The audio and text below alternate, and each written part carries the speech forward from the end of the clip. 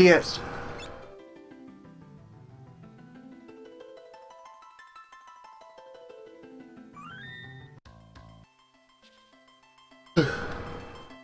Previously, the conquest of both Fork Towers.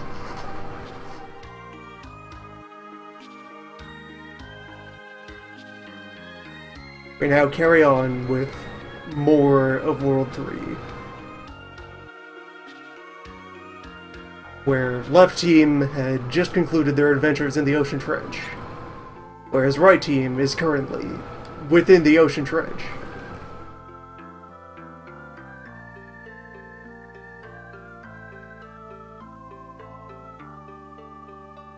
One team has been shopping, the other is deep beneath the surface of the Earth.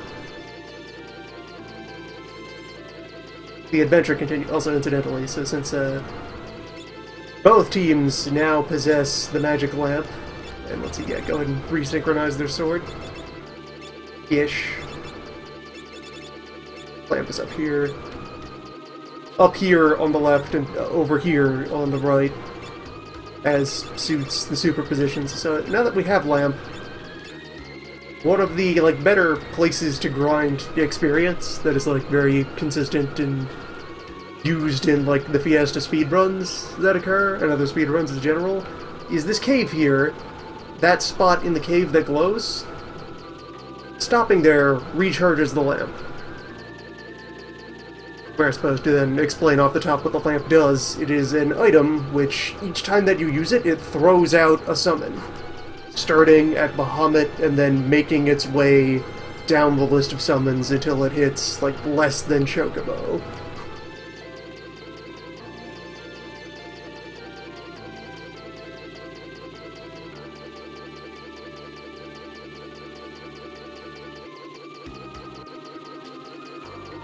You can reset it back to full power by either taking it back to the waterfall where you found it, or by way of that cave in the Ocean Trench. But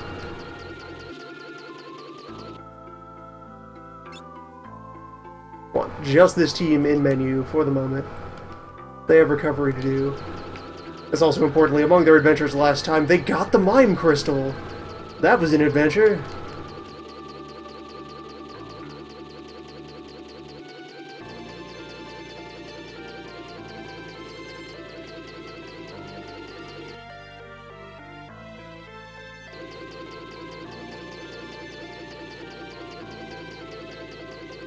They have learned the clowning arts.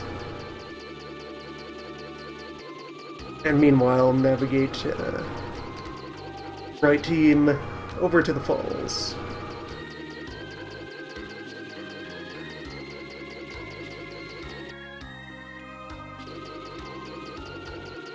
These folks do not need Kaiser Knuckle, I got it for them anyway.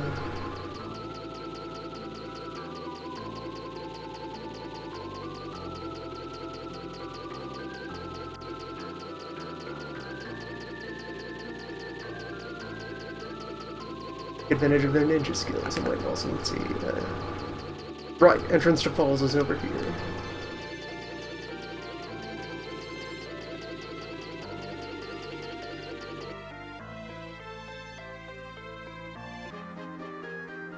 Underwater.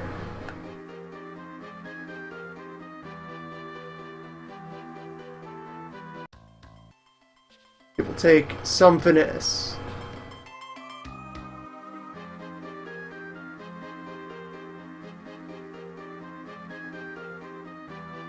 Alright, finesse may be achieved.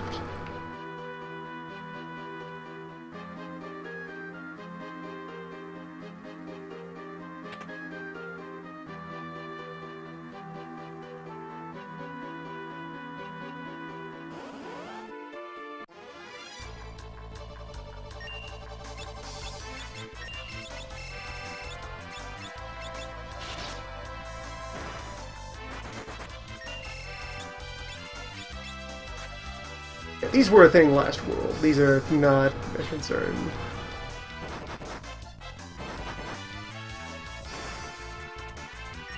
We can overpower them with Kung Fu. and various legendary killing tools. Oh, and the power of space.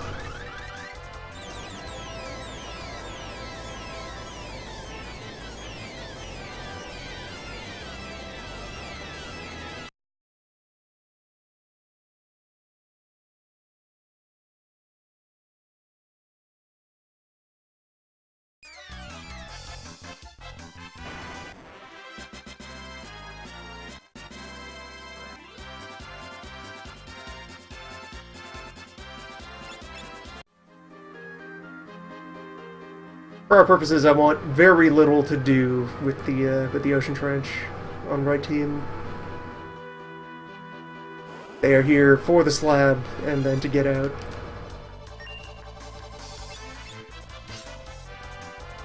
The various enemies there are worth more as half a point of chicken damage.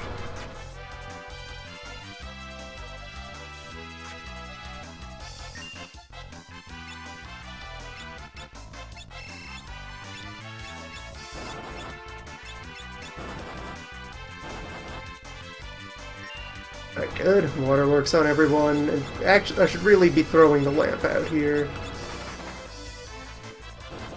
That is the pro maneuver.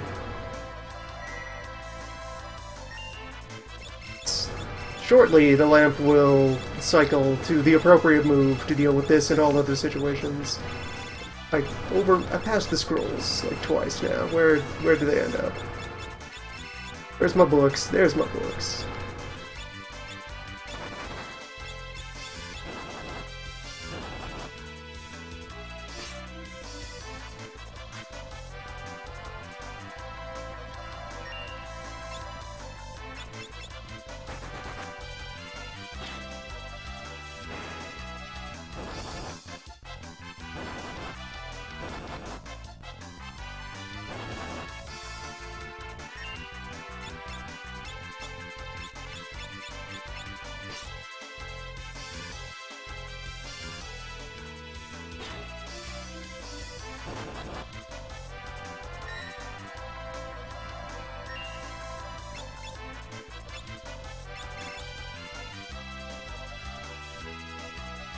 Beep.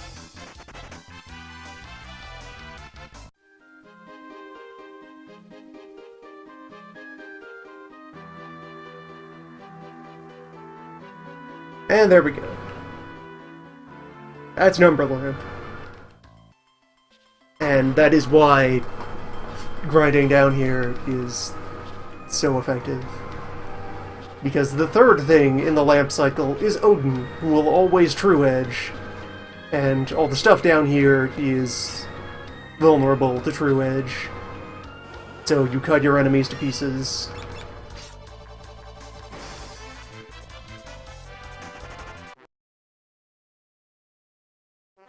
It's a sound move.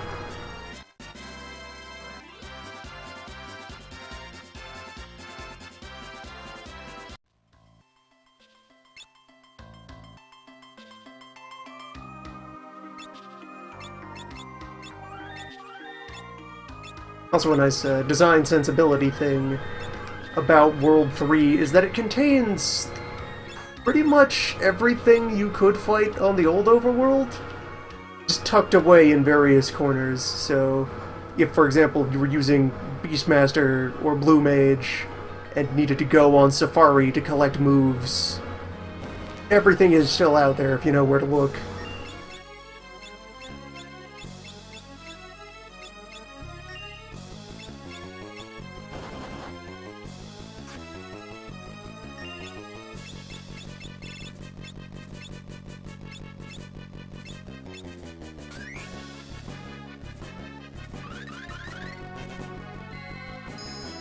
Time has frozen.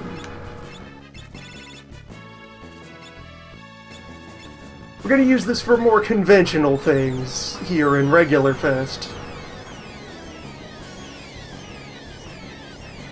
Like dropping 1,000,000 space rocks.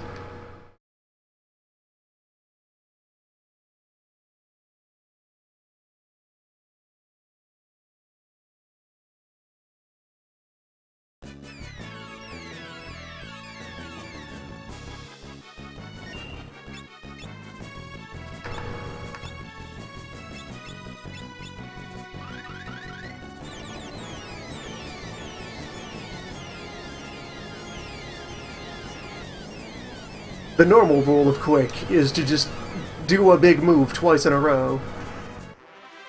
It's a good move.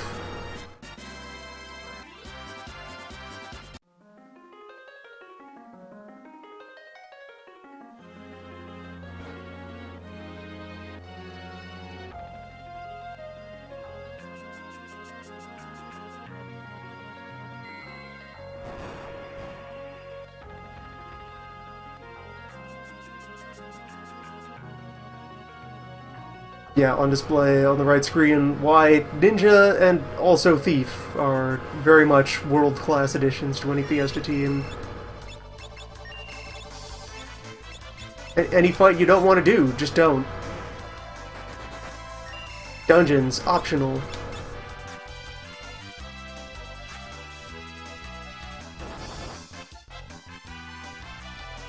Thief learns to do that as, like, their second move.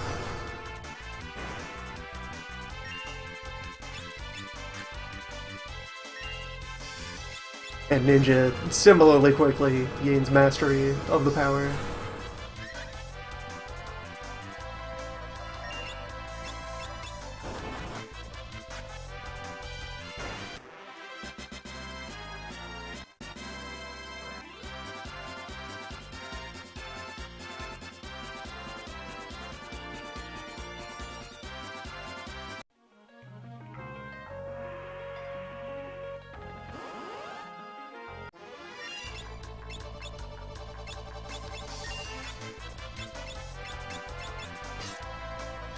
In fact, while I'm in here, let me just check on...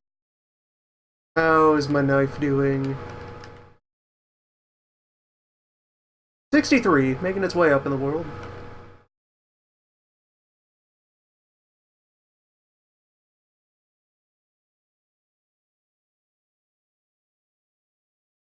Now, did I even equip you with fight? I should do that if I'm going to use you as my knife carrier. Which, actually, no, probably not.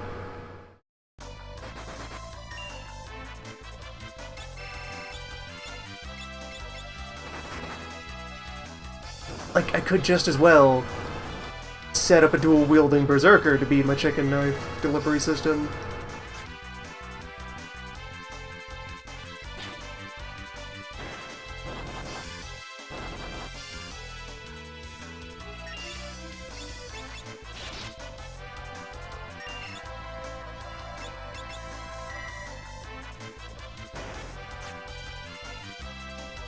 Left team, both teams will be going to history.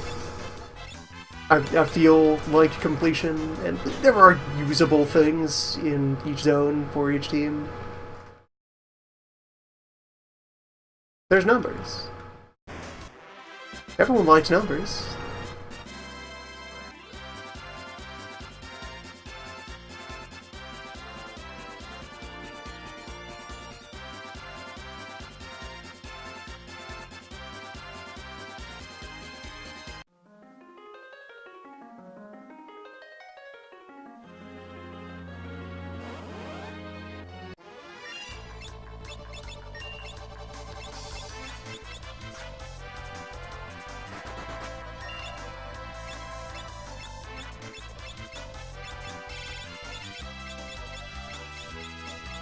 Since this team is dungeoneering, let me get the healing staff back in hand and do some maintenance.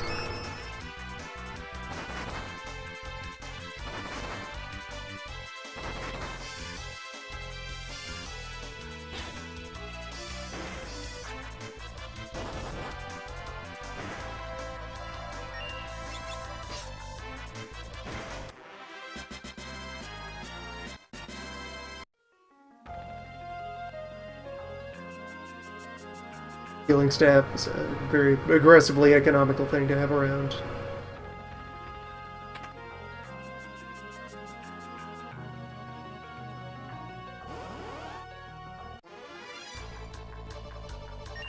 Ah, this. This is the other magic lamp encounter. Where the normal progression is it's a frog, and after an amount of time she will unfrog the frog into that.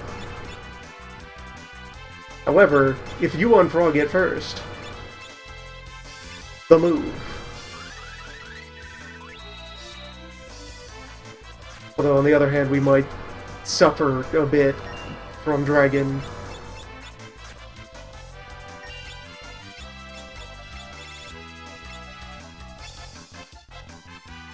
Maybe instead call the meteors.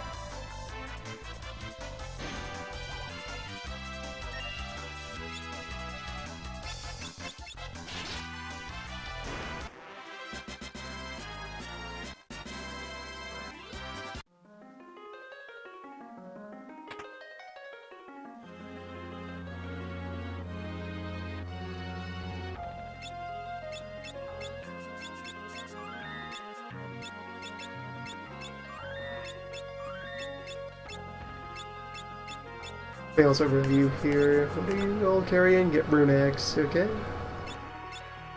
Stuff.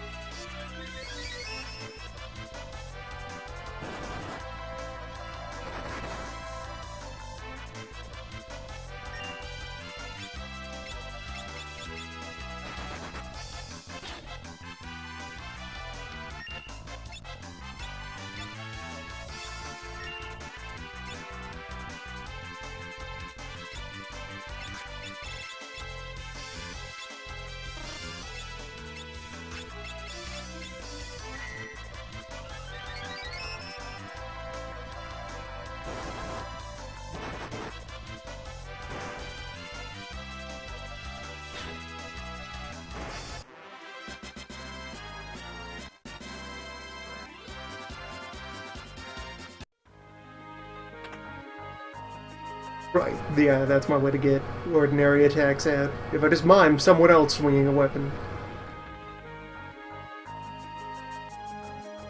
And there's Mastery of Ninja.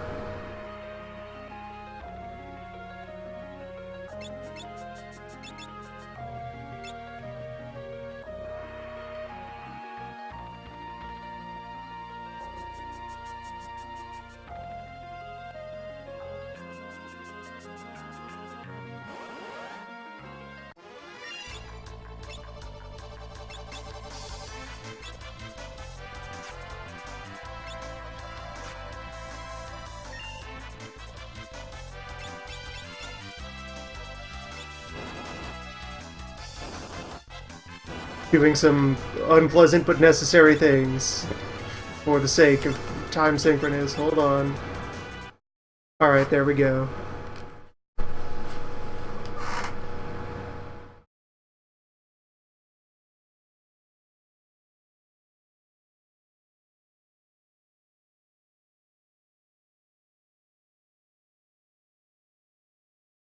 Let's see here.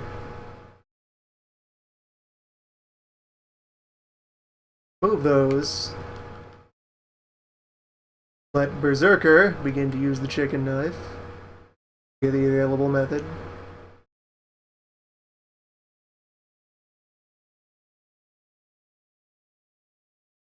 Oh right, you can't twin lance.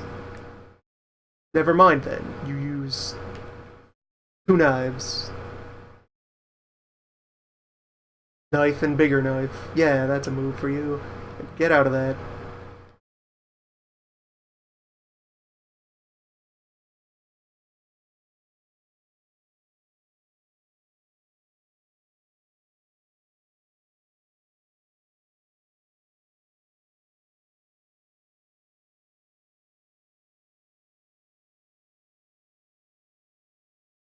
Alright, so it is in fact the mime who is destined to be knife delivery system on the ride.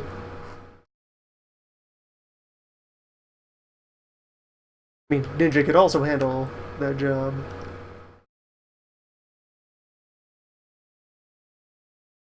This seems like more of a deal, more of a plan.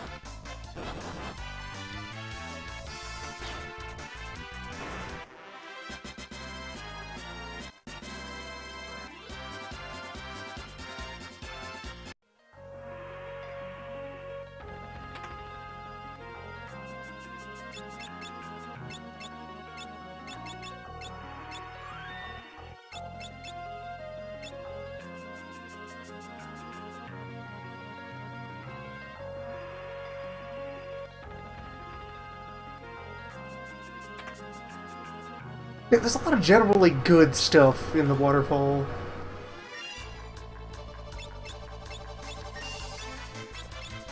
For most purposes, it is a good idea to do waterfall, supposing it is not, like, impossible for you to clear Fort Tower with a given team. Which is never strictly the case, as long as you have a Reflect Ring.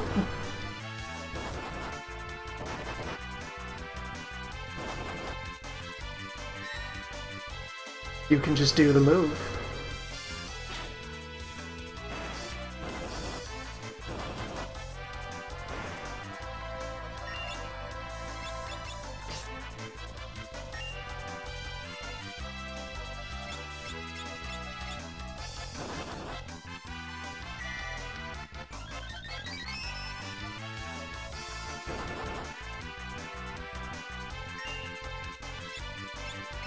Yeah, a lot of good stuff in here. Several pretty alright weapons, second Aegis shield.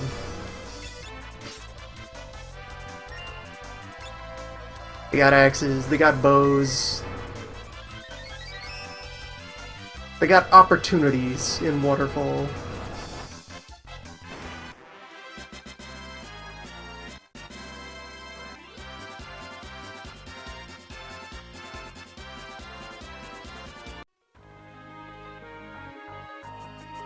There was a coral ring in the void for free.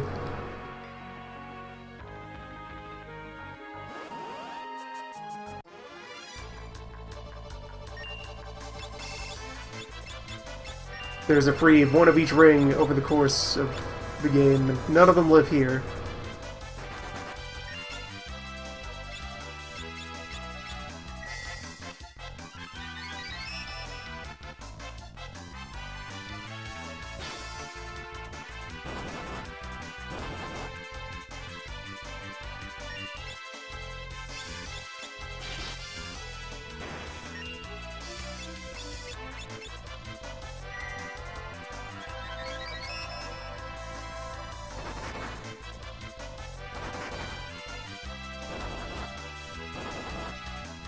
Waterfalls.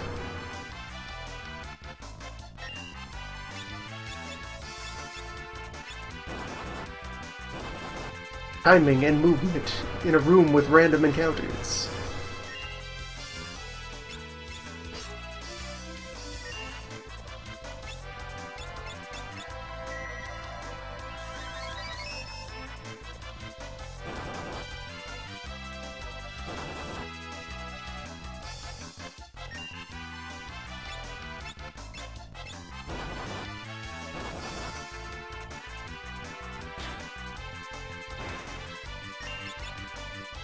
I had touched it. Why must you deny me this cube?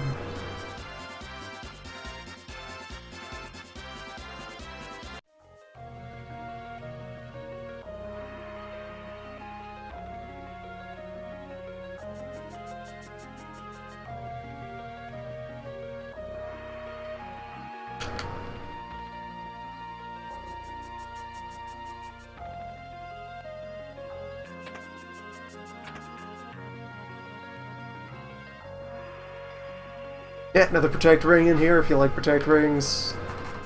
Which, if it weren't for sandals, they'd be pretty top of the line stuff. Bunch of armor, regen. It's good gear.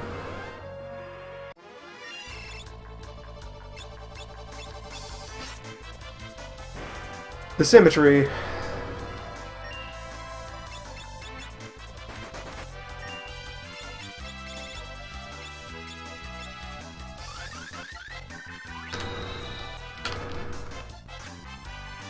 What is wrong with this box?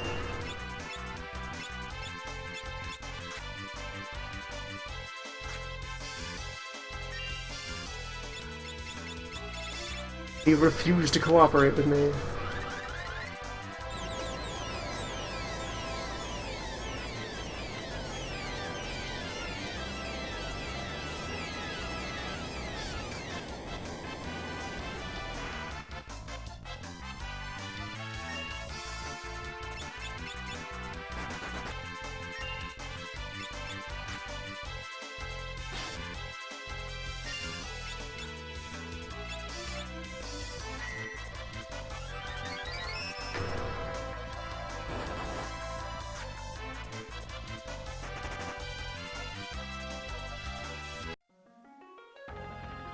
Okay, close enough.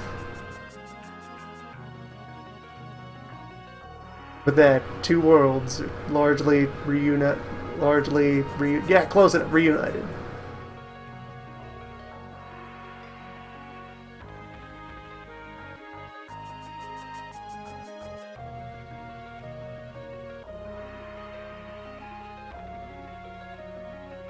Basically the same.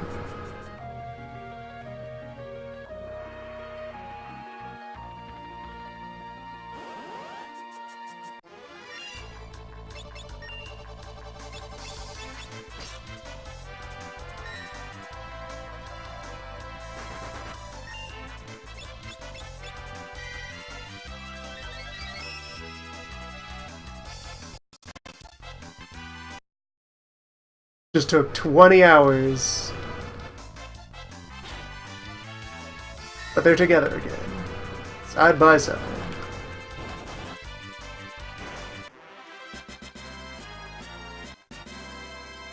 Waterfall's a good place.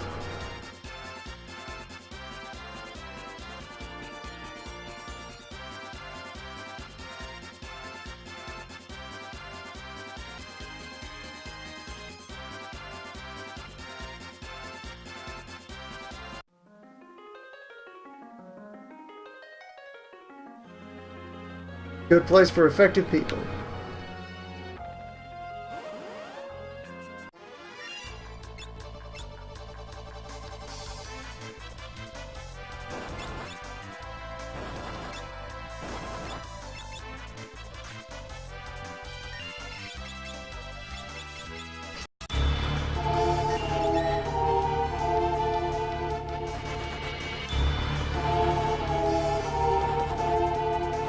And from the void. Welcome.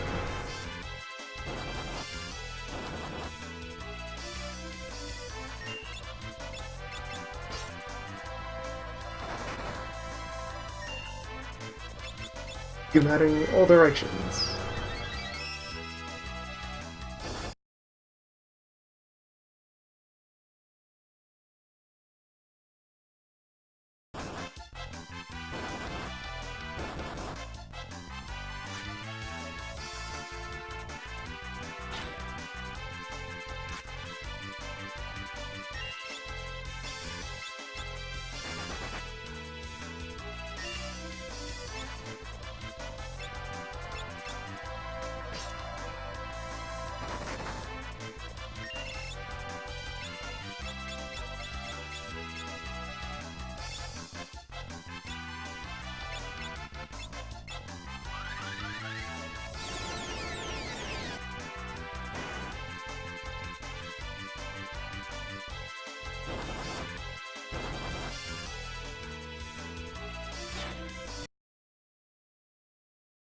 Yep, Titan Axe here is a good haul. Fine, effective piece of equipment for any berserking team. It's a very big axe. Larger than a regular axe. For larger than regular axe users.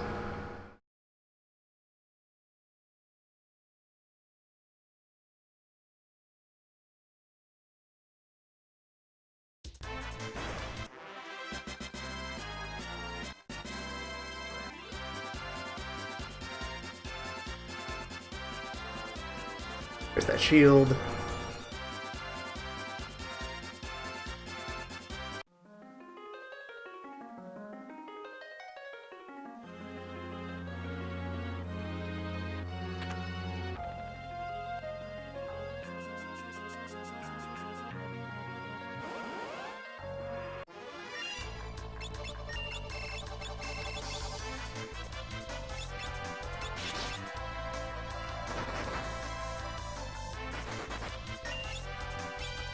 There's one of many points where the game decides that a single Fuma Shuriken is worthwhile endgame loot, and I guess it is? Enhancer's a nice general purpose sword. Among the best of the regular swords? Although, like, legendary sealed blades, or big swords, generally. Rather than normal type.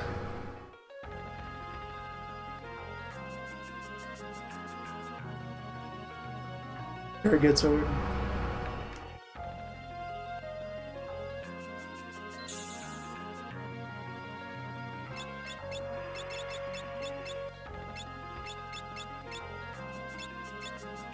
Computers can store many numbers.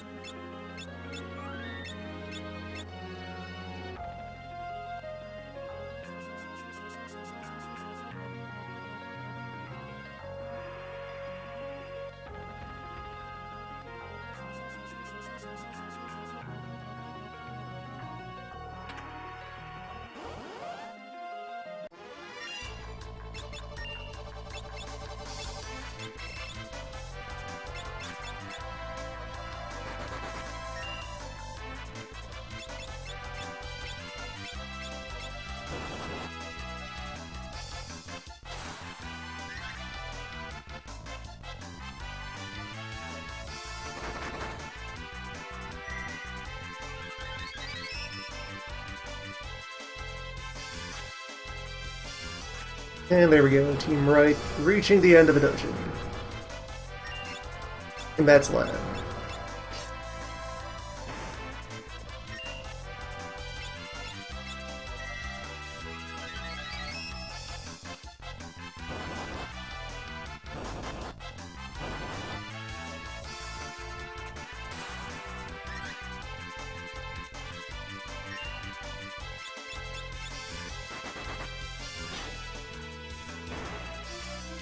It's a very big axe.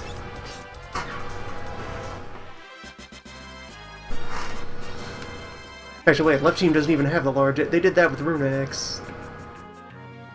Which, while mystical, is not especially large by axe standards. And meanwhile, right team meets Leviathan. What's up? In this dungeon, the boss is optional. Leviathan is just here to say hello. Your buddy destroys a nerd, and then you can fight him if you want? You want to summon?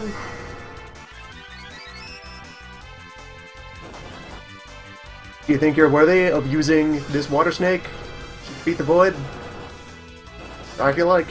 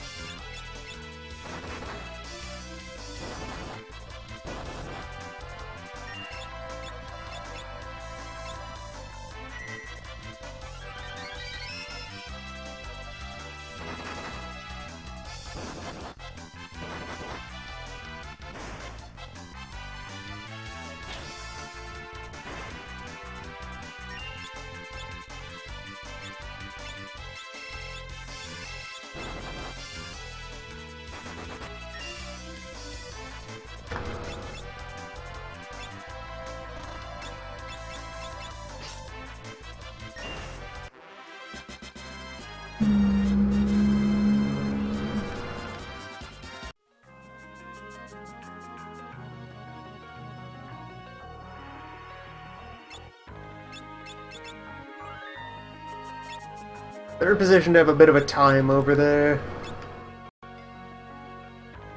I usually don't fight Leviathan, so I actually don't know most of his moveset beyond, you know, he's gonna throw water at you eventually.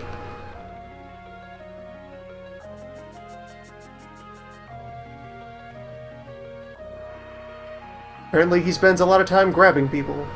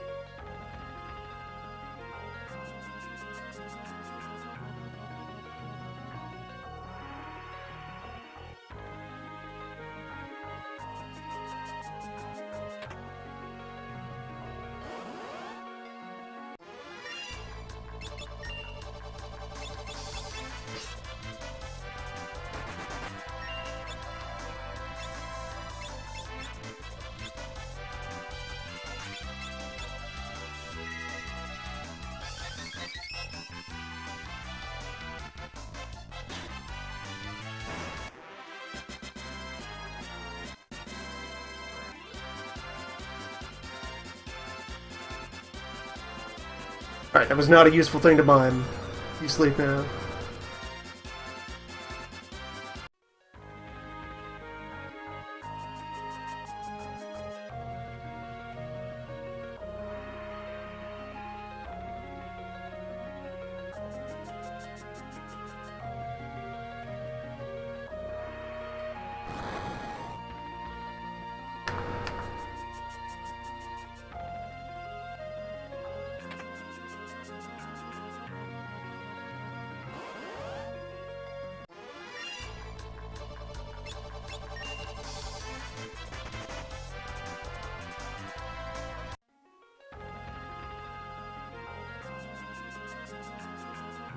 Well, we believe in you, Berserker.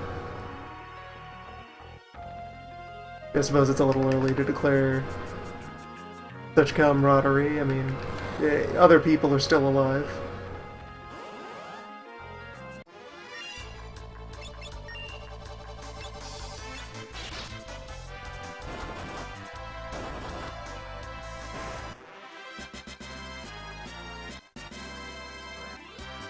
For now. There we go. Now we believe.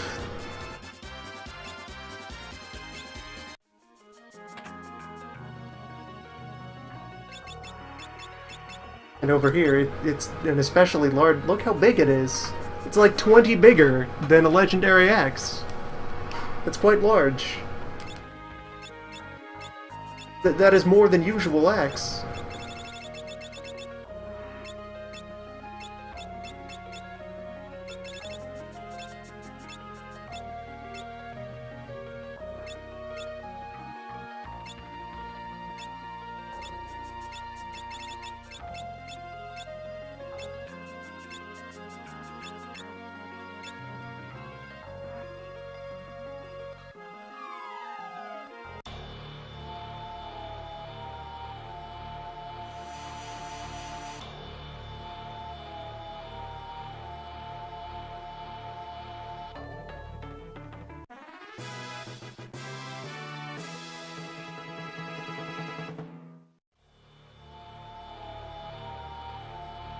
It is a larger than usual snake. They have to reloot all of this.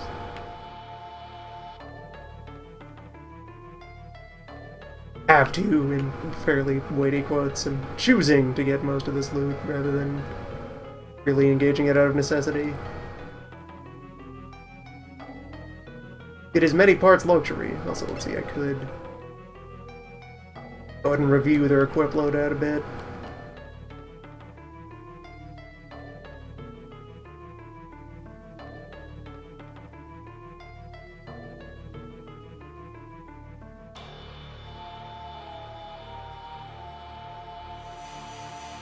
If anything, I almost feel like the mime going first is counterproductive. The mime is at its best when it can follow up on somebody else's action.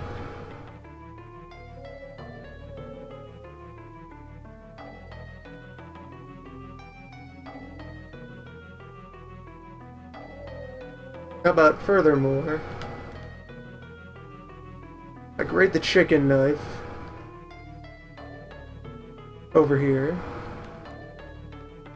And it means we're taking the katana out of the rotation for the moment, but that's not too big a deal. Beep. Instead, try a shield. A shield and a wizard staff, because you're going to throw scrolls. That's your job now. Let the ninja stab.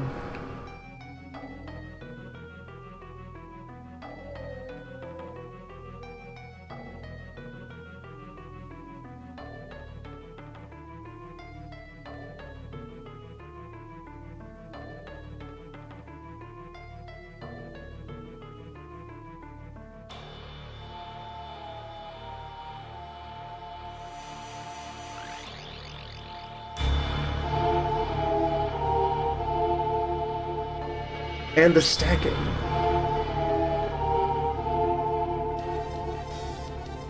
The seal is broken.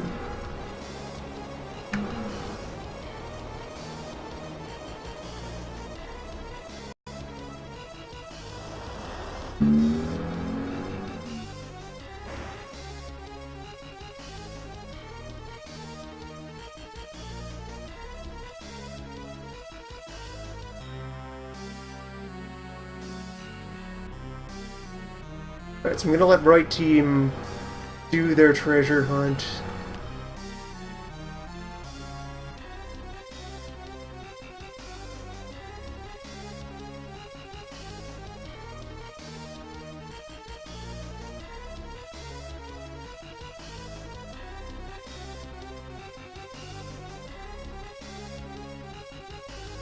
Well, they're gonna do their treasure hunt, then go save, and then do their next round of fighting Leviathan. Left team has arrived at the event. It's here. It's time.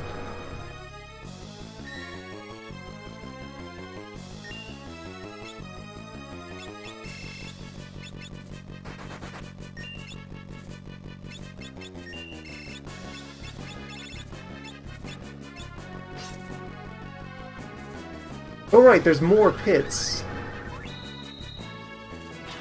A lot of them I never step on, just from my usual routing through these rooms.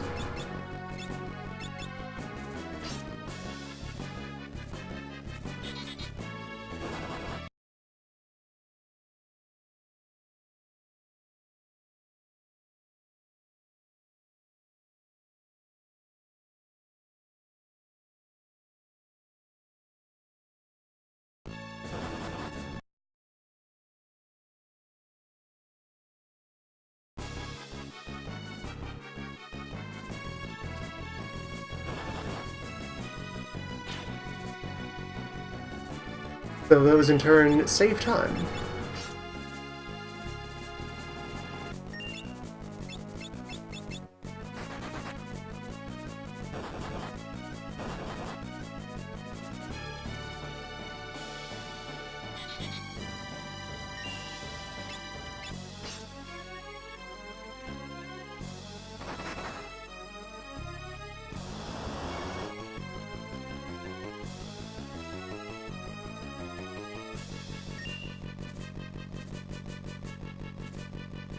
I want what's in that butt. That's the important one. That's the bigger than usual axe. That's important. That's mission critical.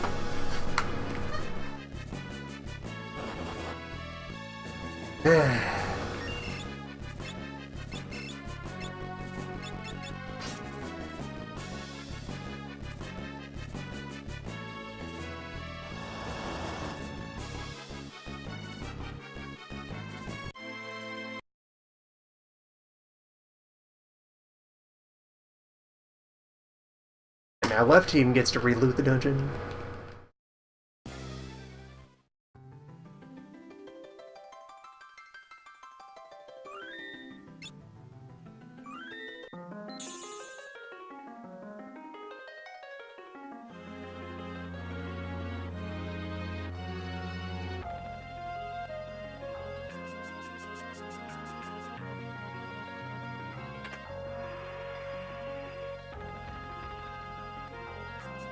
Alright, round 2.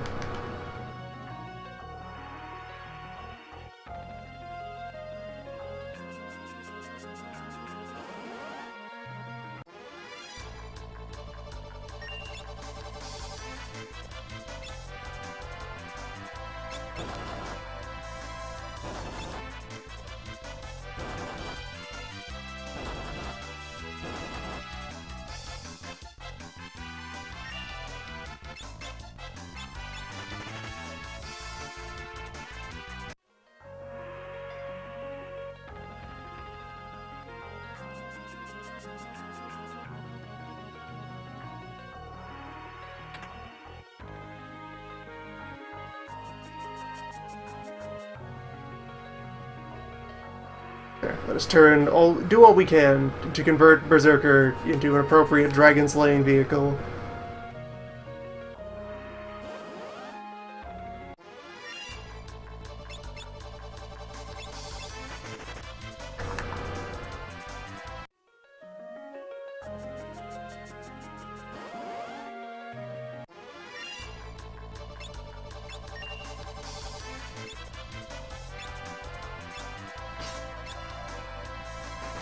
And then maybe also some other members of the team? I get that could work.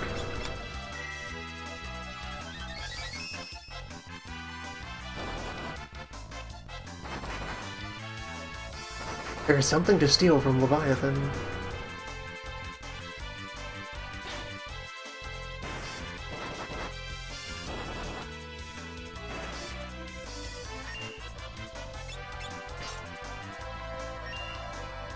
Krill.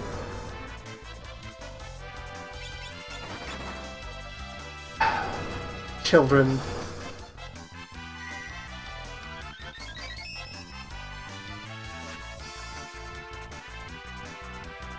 Oh no.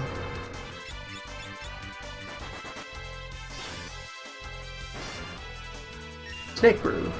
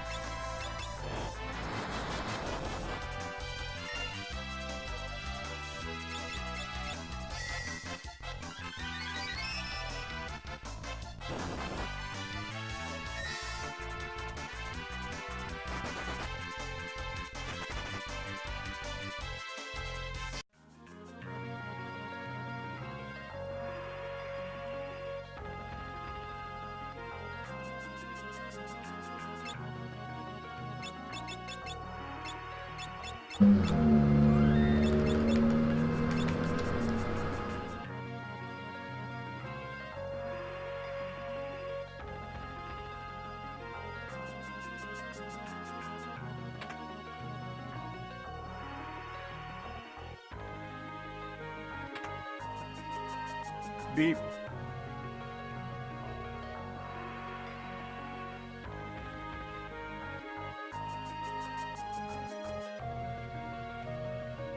This time, right team has themselves a bit of a setup going. Or did, largely, until White Mage got itself murdered.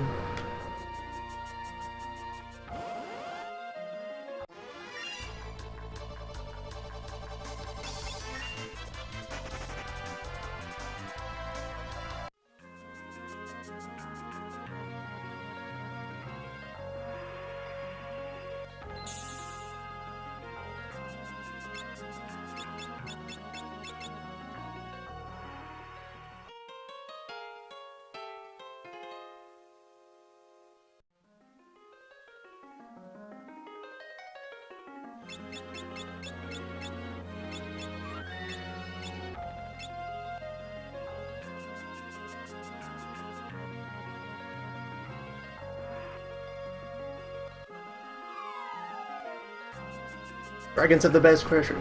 The best treasure. Find them often.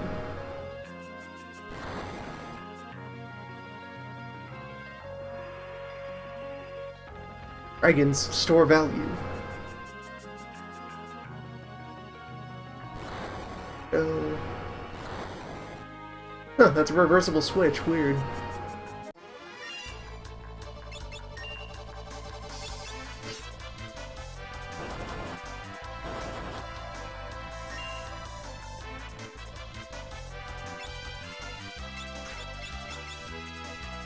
Alright, Leviathan dead, but this team still wants to cycle back through the waterfall again to get that axe. I want my damn axe.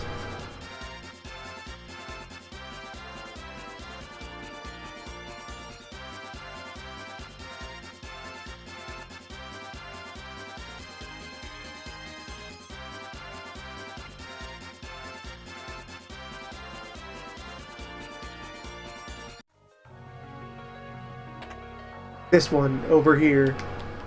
Pass it across the barrier.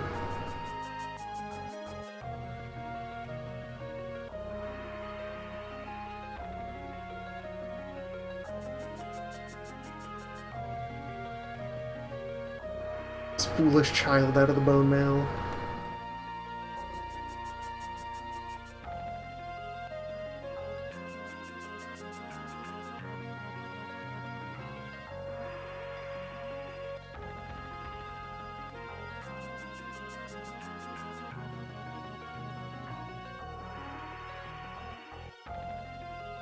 Beep.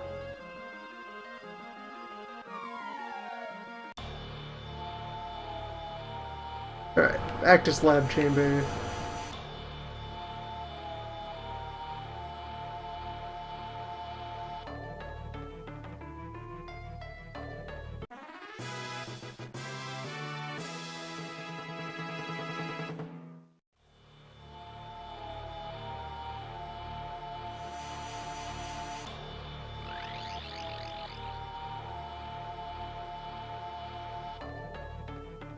And that slab over to me, who is definitely the boss of this area.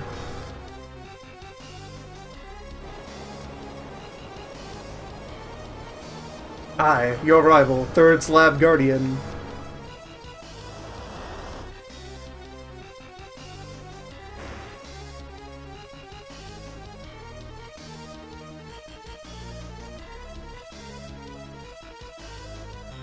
Beep. Alright, let me look over the team here. Beep.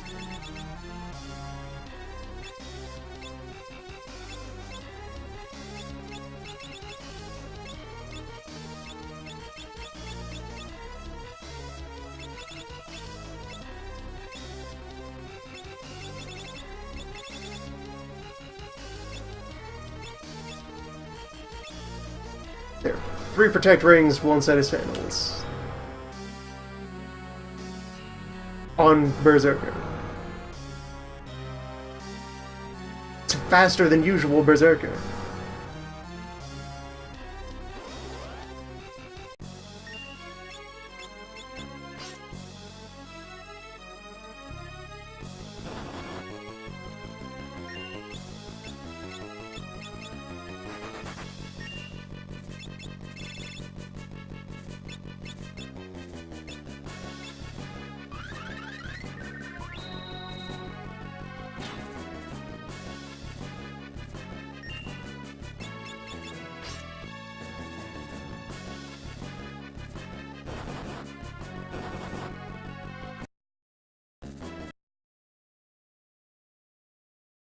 There.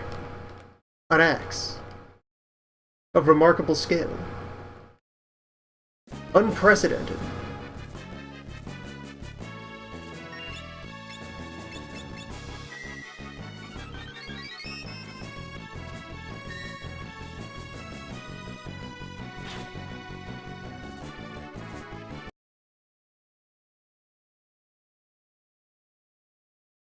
Right-hand team has all 4 slabs.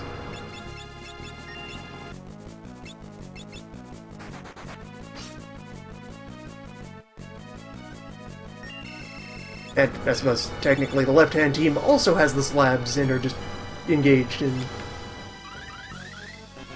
optional punctual battle.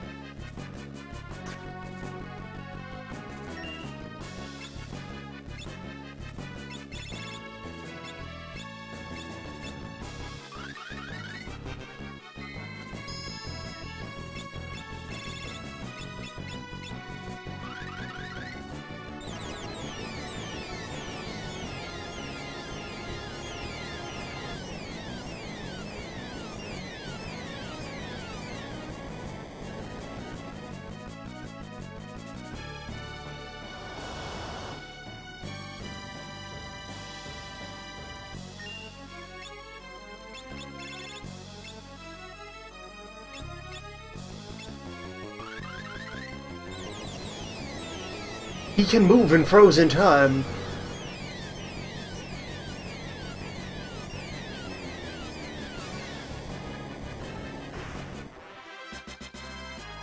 Cannot be allowed to exist.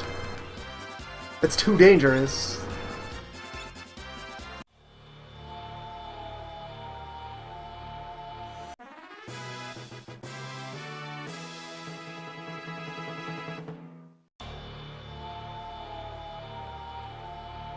Power was meant for the chosen warriors alone. Had to be sealed away at the bottom of the ocean.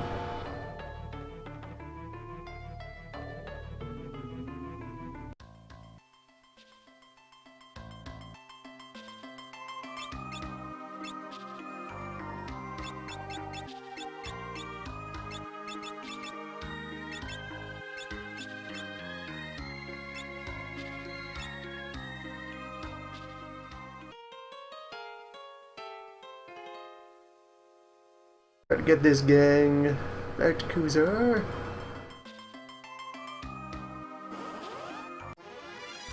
Is around here somewhere. Yeah, there's Rugor. There's Kuzar. Stab this bear.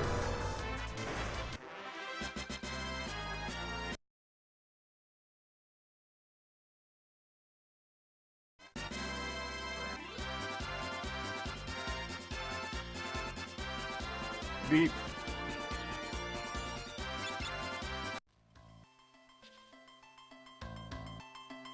Alright, fine. I will get this team into the cave.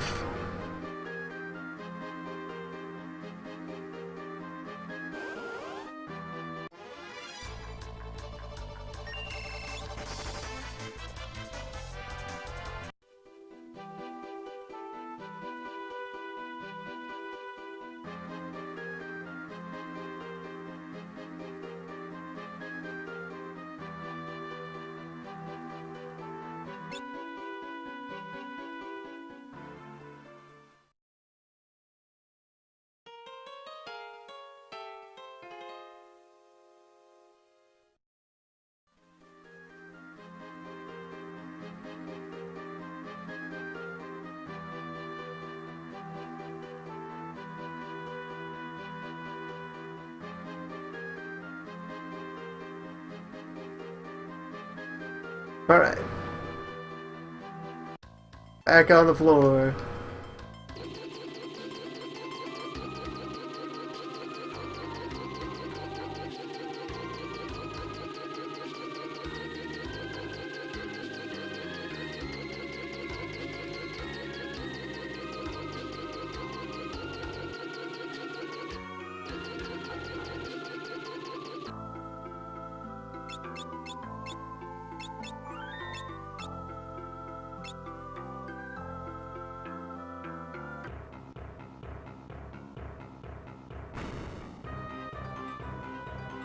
A moment while we maneuver the team down the hall. Hello, Ghost of Exdeath.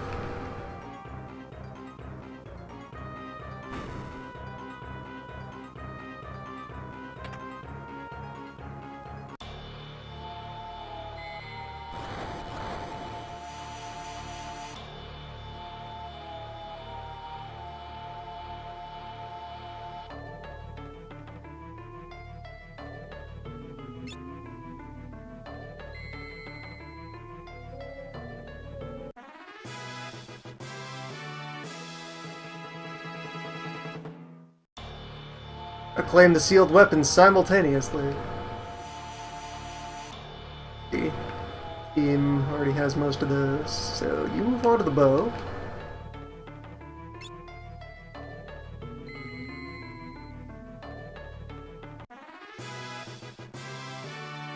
Right, you have to go back to the slab after 3 and place your further slab.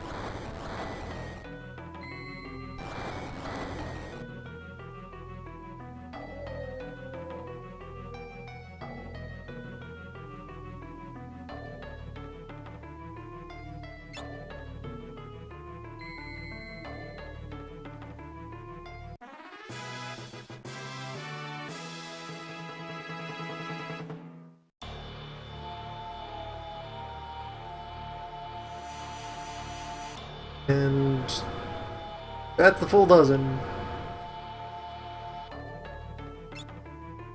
On one side.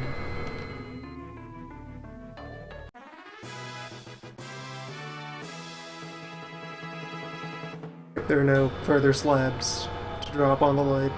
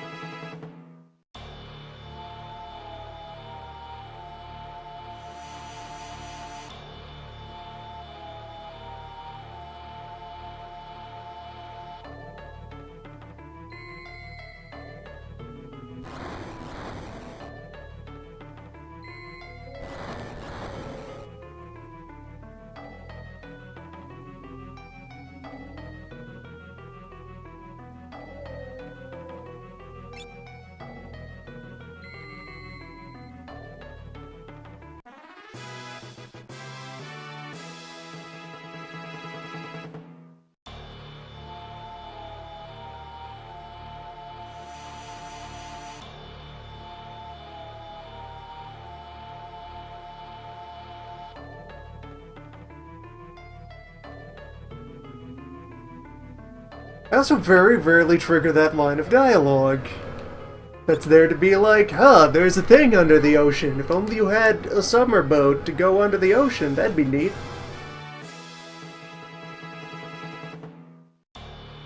Kind of fucked up anti-boat that sinks on purpose. Just imagine.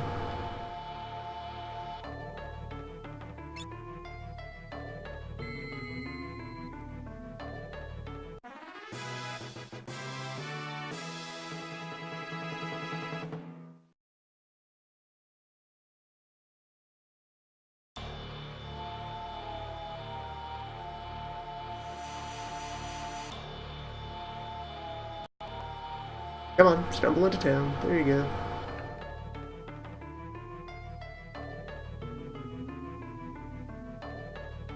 Since with all the slab dungeons done, and no particular interest in much of the remaining World 3 content, like its summon collection, big thing, and neither of these teams are summoners. Quite alright to leave that alone. Means it's time for the void.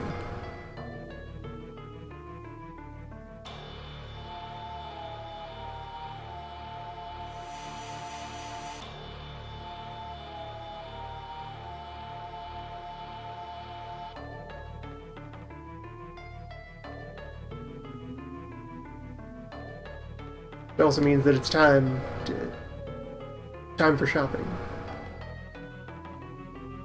Time to pawn off the final wave of gear these teams don't need.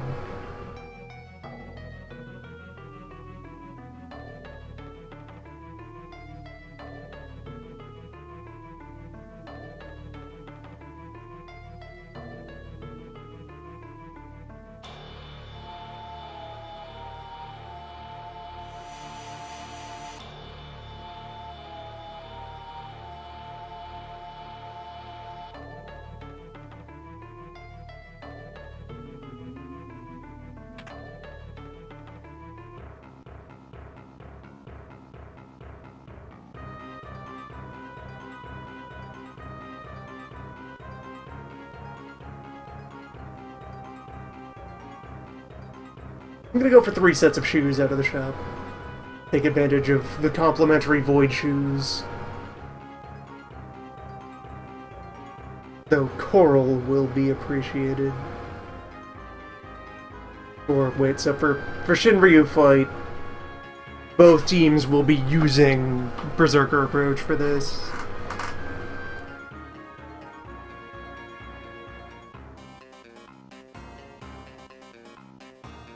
But the coral won't be entirely necessary.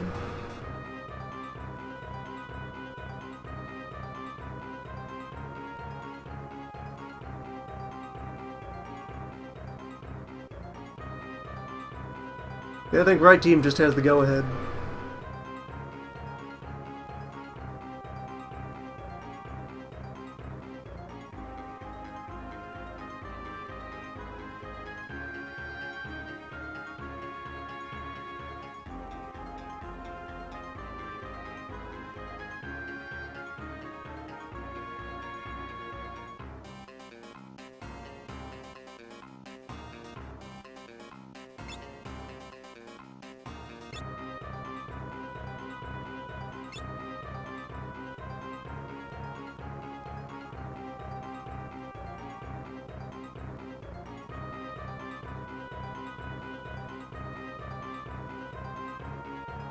Right, the one team is getting jostled around a little.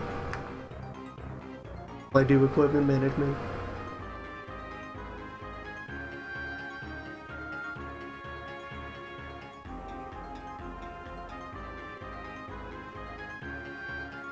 Howling Garb, Hairpin and Robe. Garb.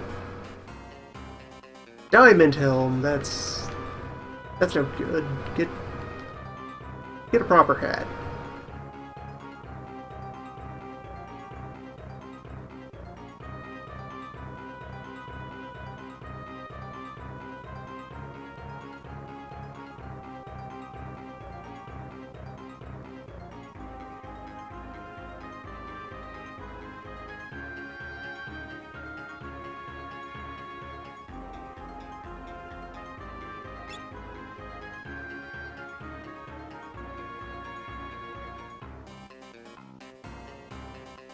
Better.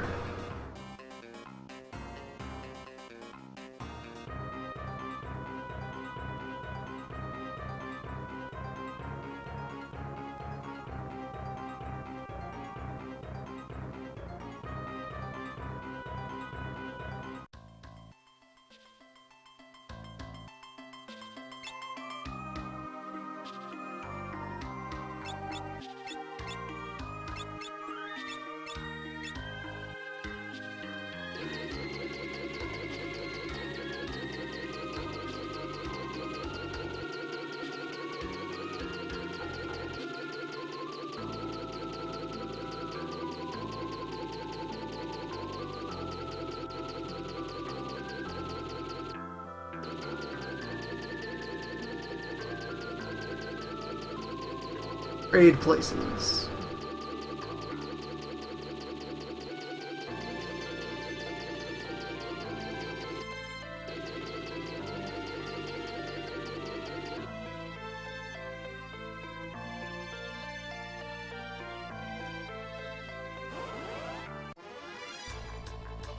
This is not the village.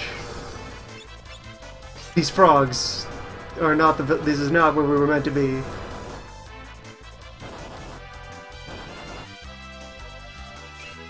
I cannot buy sandals from these frogs.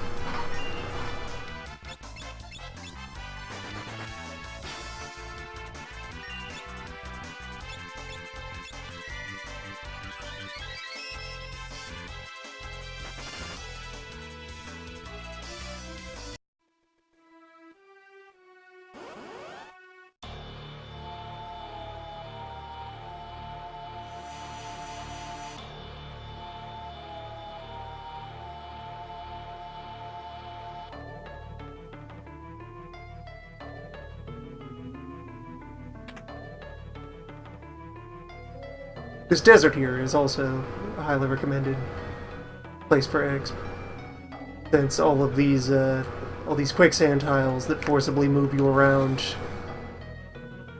can proc encounters. You can get encounters off bouncing off the edge of the sand. So you can use that to just hold the controller in a direction and slam into fights repeatedly. While, say, your party is berserked, or otherwise have a way to put the fight on autopilot.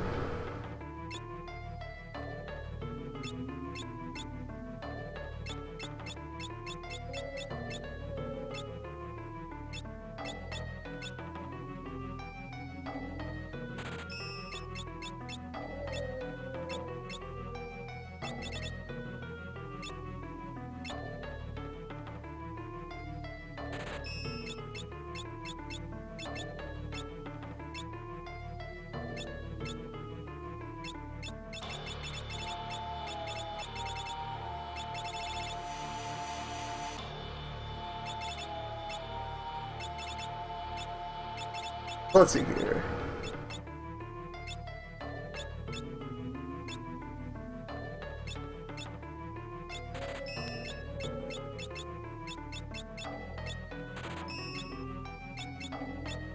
Two extra reflect rings.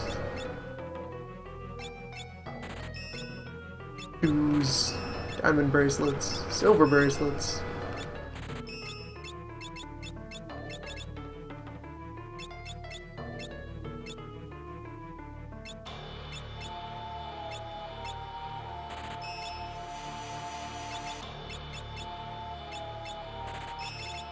Luminous robes, don't need those.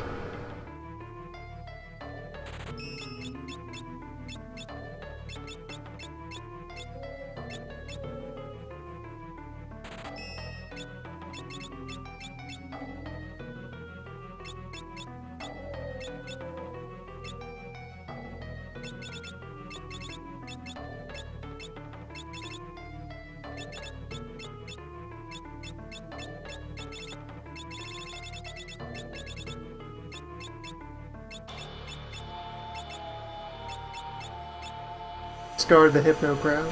Glory to it.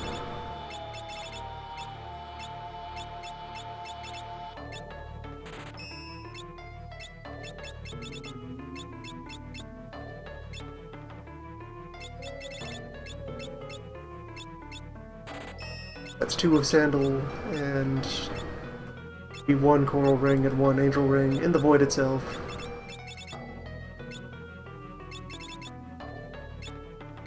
And also, furthermore, as far as bonus boss strategies, I'd consider the actual bonus boss fights out of scope for this session. Those are for later.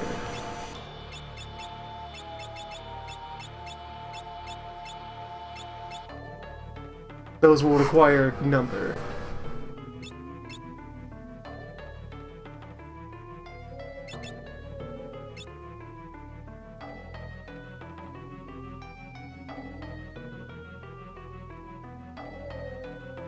Now, it should suffice to traverse the void at all. Beat the many creatures within.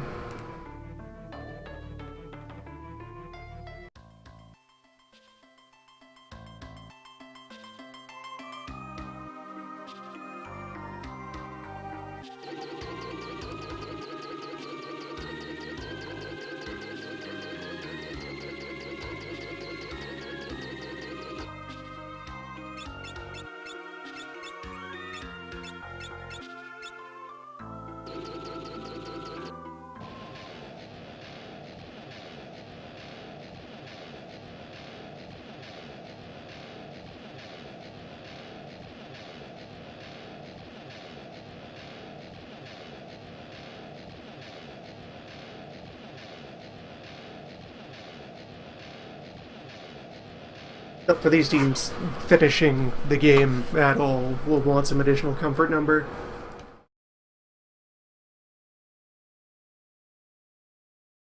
Almagest is a hell of a thing.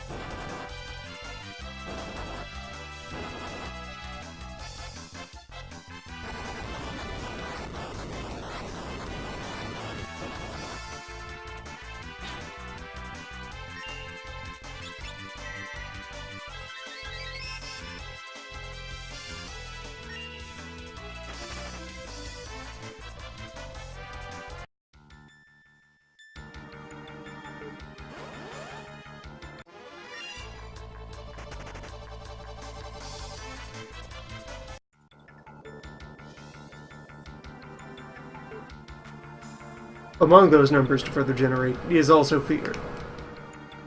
Fear counts will be very useful for everything.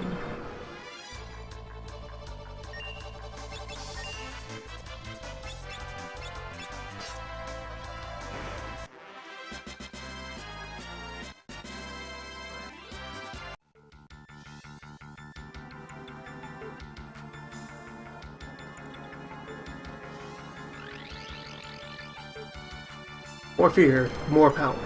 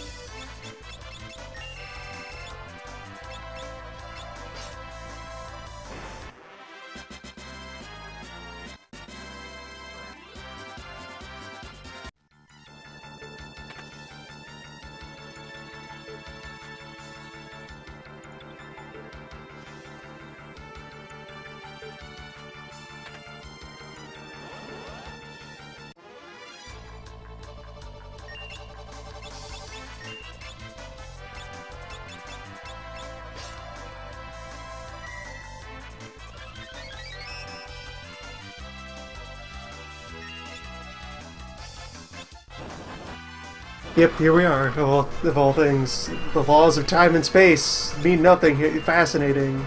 This is remarkable, unheard of. Strange new horizons. Space and time event.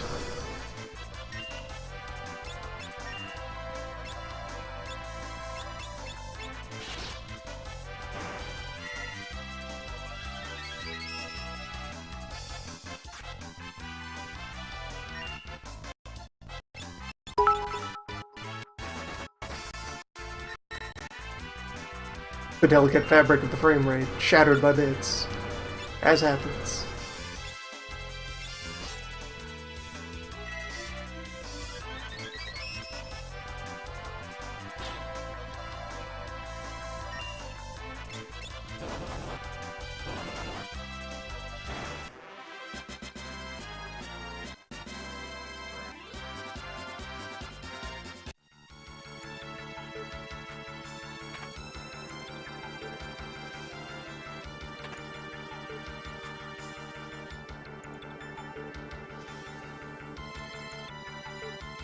Yeah, the heal rod never stops being useful, it just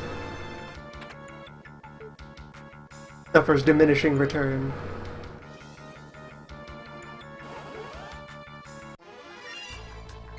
It's a red mage that you can just swing in your hand.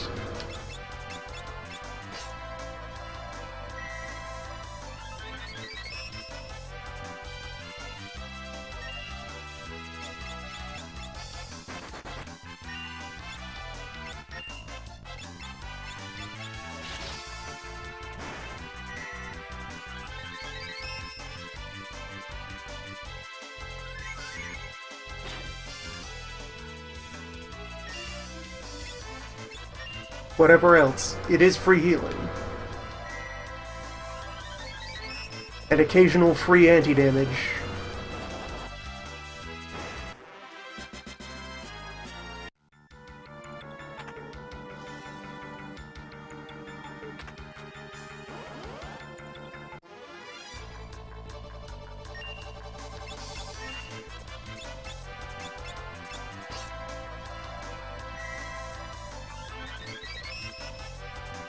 Is of great help for sustaining dungeoning.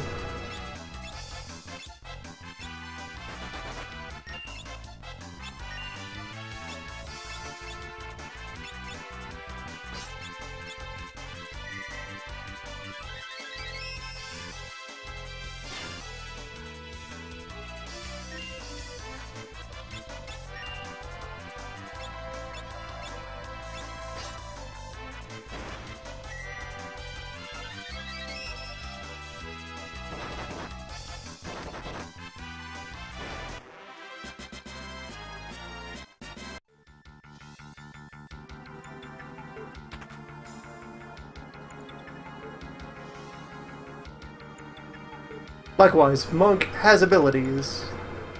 It has capabilities. It dispenses numbers.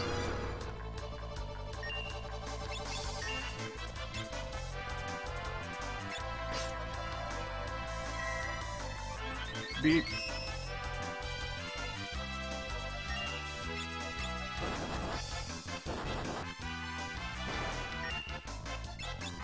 It only ultimately suffers compared to the available competition.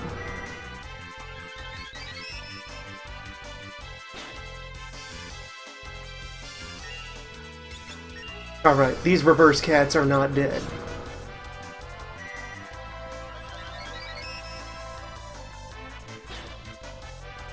Some cats are zombies. Ones are not.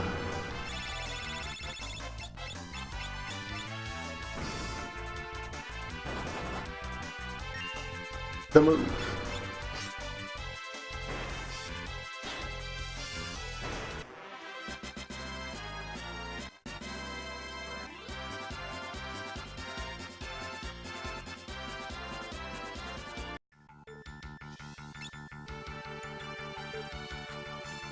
So among the reasons why this team will not be pushing through to the end of the game today is, oh, look, they're dependent on pharmacies, and I didn't take them to a pharmacy.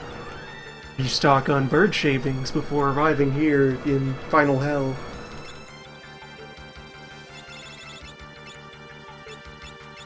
So, really, that's not... They're not completely cut off from other revives. They can use the staff as an item. That's an option. Although that then is entirely... That now pins all of their hopes and dreams on the one character who is the most fragile among them.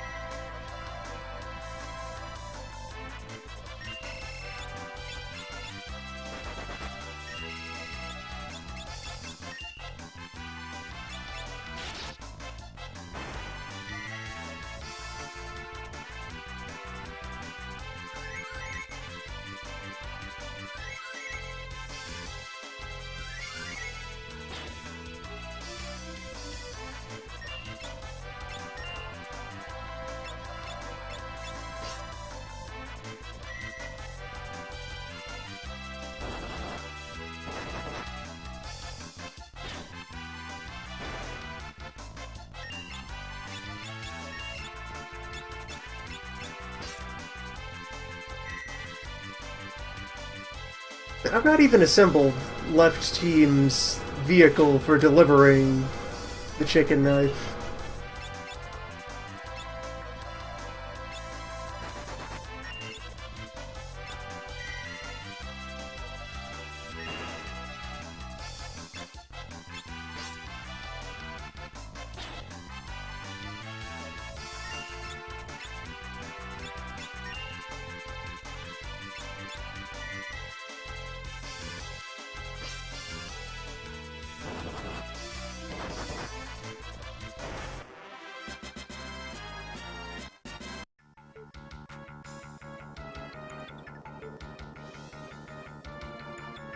They do not have fear deployment capability.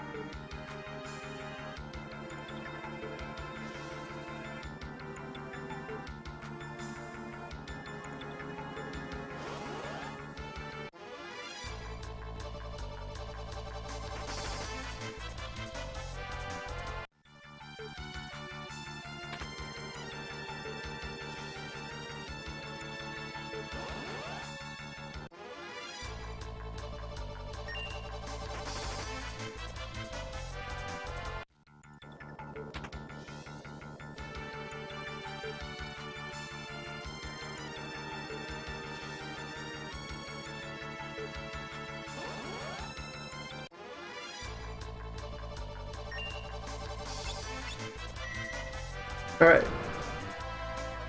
Void Boss the First, -1.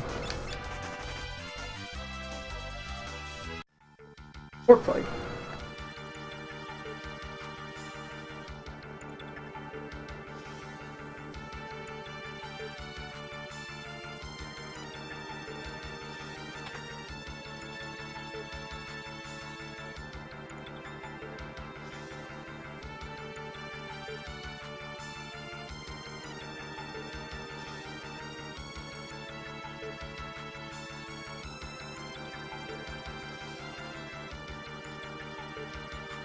I get the other team into the village.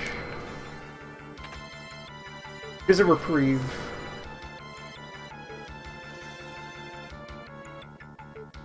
There are no encounters in Mirage.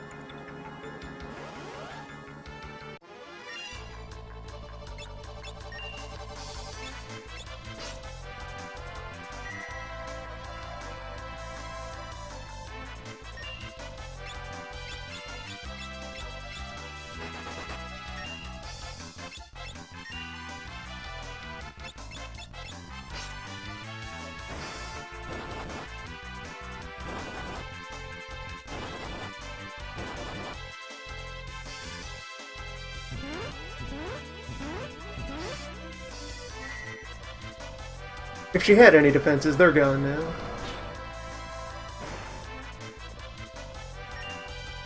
It just has ordinary, fairly good armor. Very durable orb.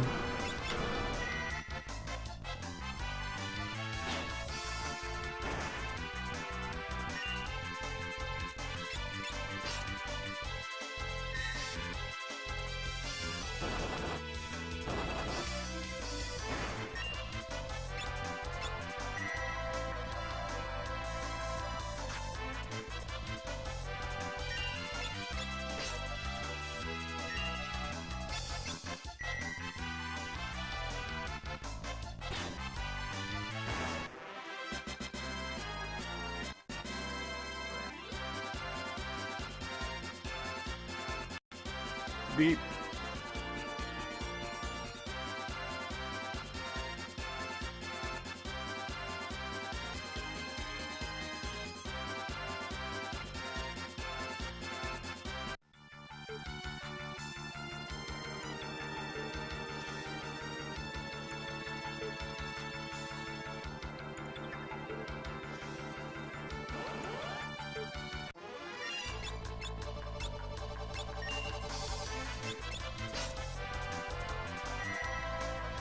Alright, let's see if we can speed this along a smidge.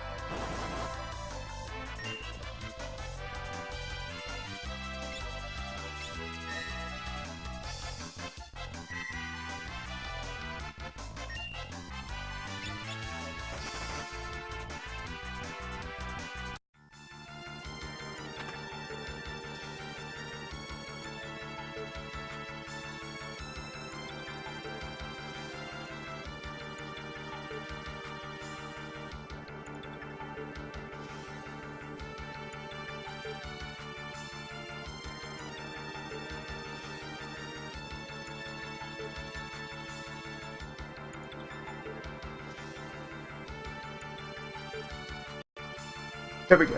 Orb slide.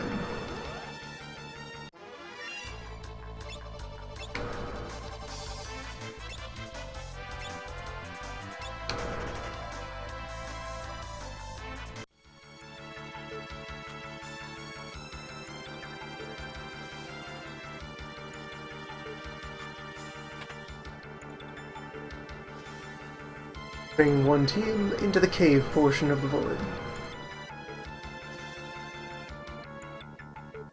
Home of Right Team's iteration of Golem.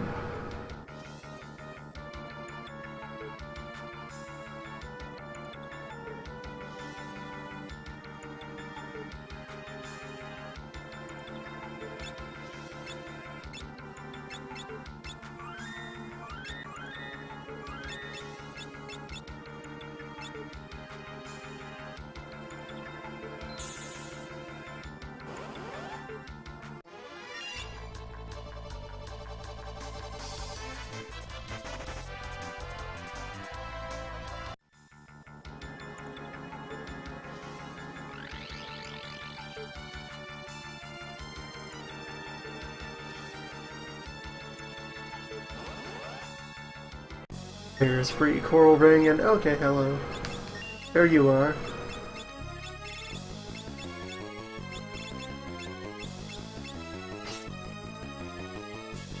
Gently. This cave. For free angel ring.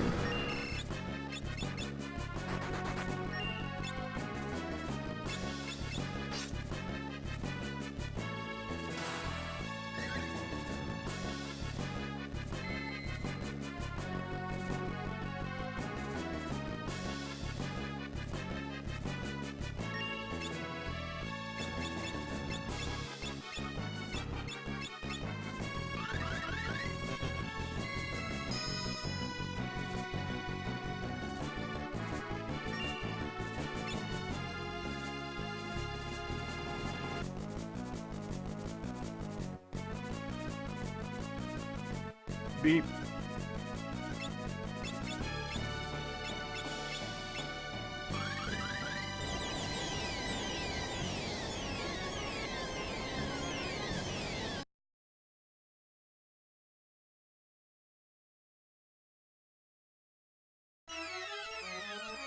And first save point within the void.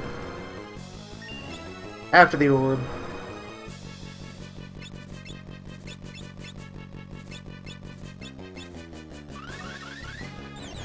And there's a friend. Sadly, neither of these teams has the necessary ingredients for a remotely reasonable Omega fight.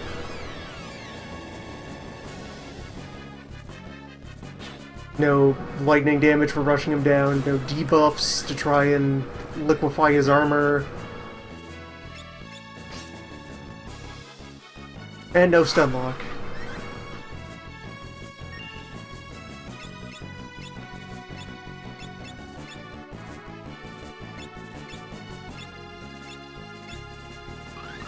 He fights in this library? You never spend long enough here to have any risk.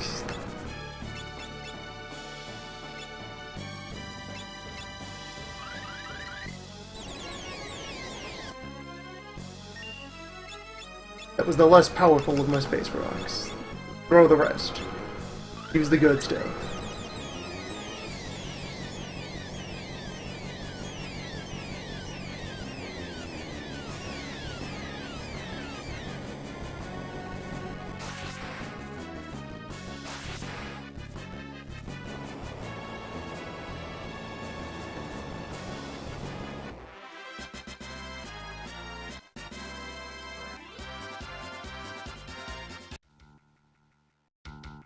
Alright, nice to meet you, Panda, but just hold on a minute.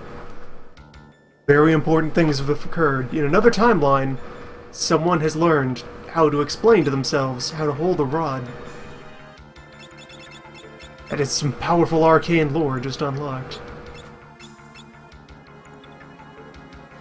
Like, wow. Mastery of space and time as expressed through rod handling. Where, let's see...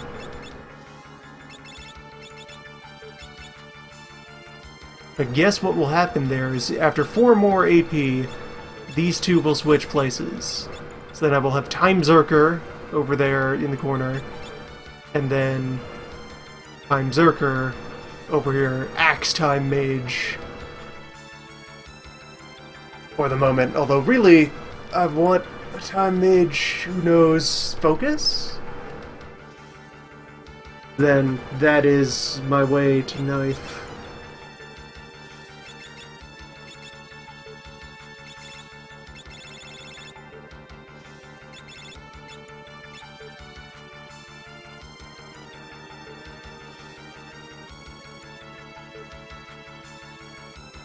Anyway, books.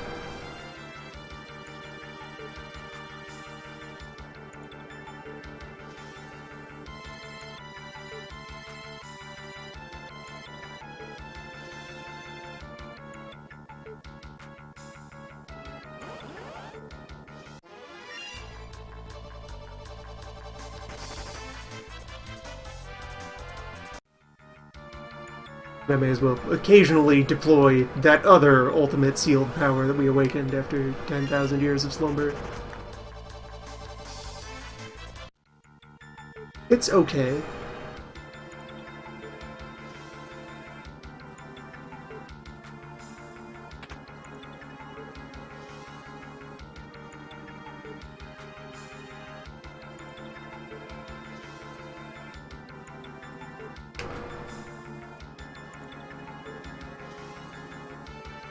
Alright, I could be miming these holies.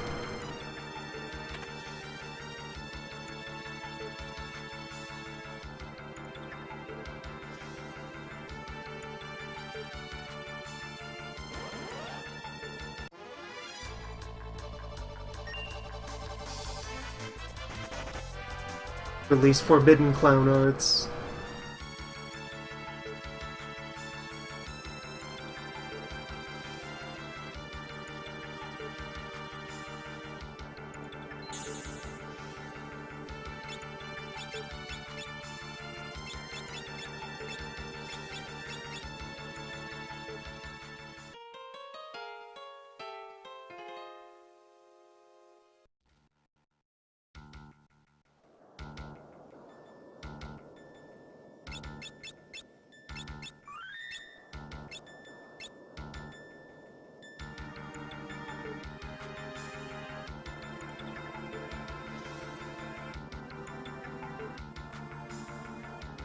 Hello, kind, gentle Omega, friend to all children.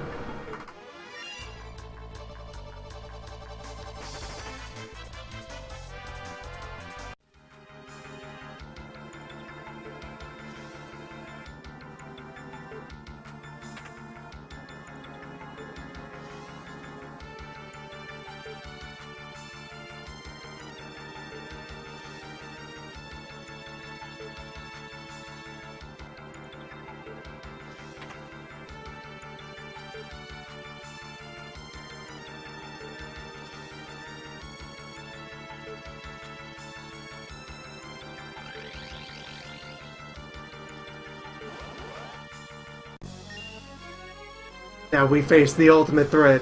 Two pandas.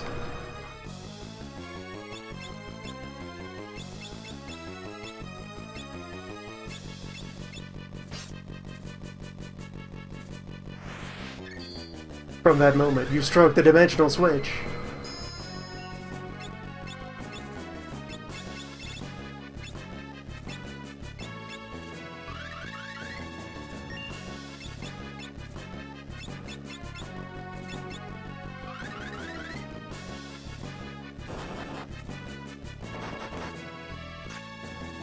That's a thing, right?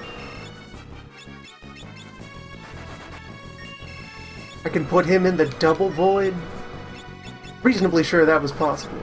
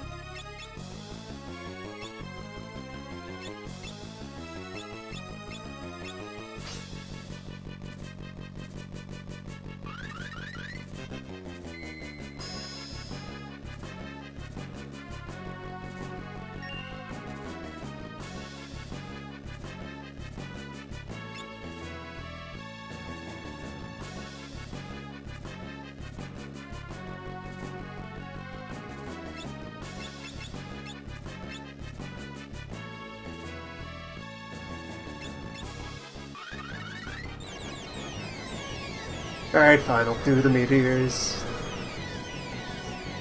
You don't want to cooperate.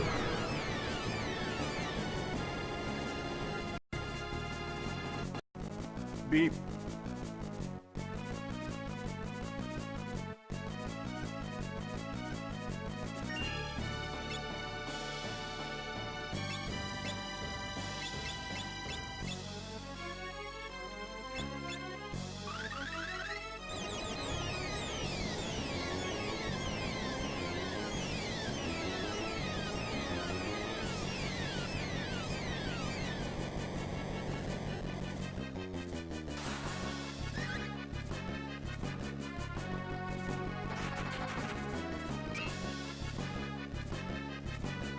if we want to get real technical, left team does have the Omni tool for defeating all enemies in all dimensions, times, and spaces.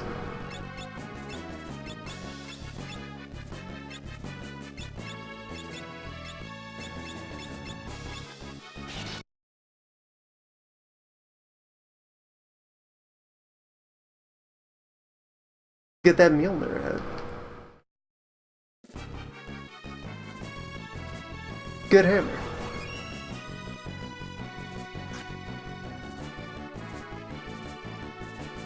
Not especially large, but good at what it does.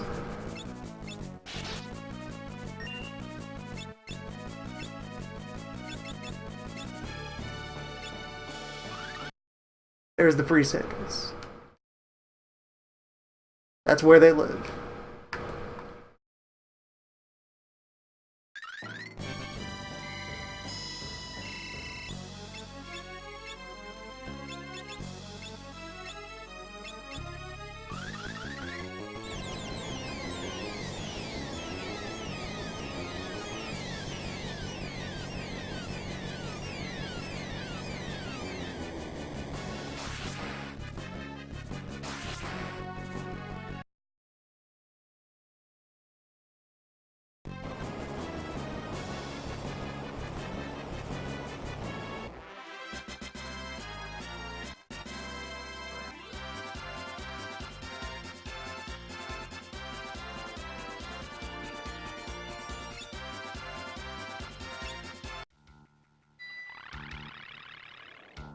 Alright, here's Azul.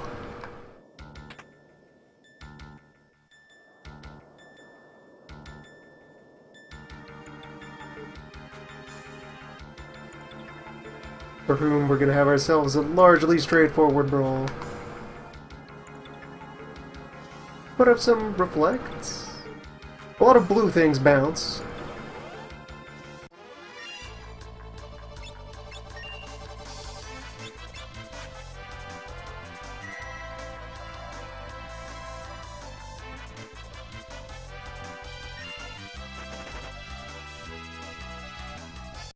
Beep.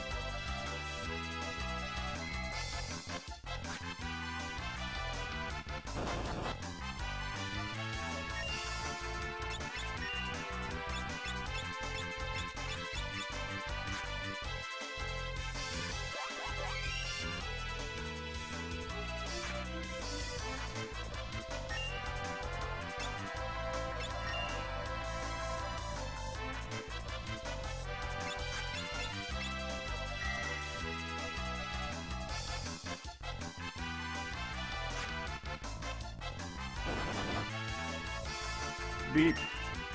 It's taking long enough for reflects to wear off.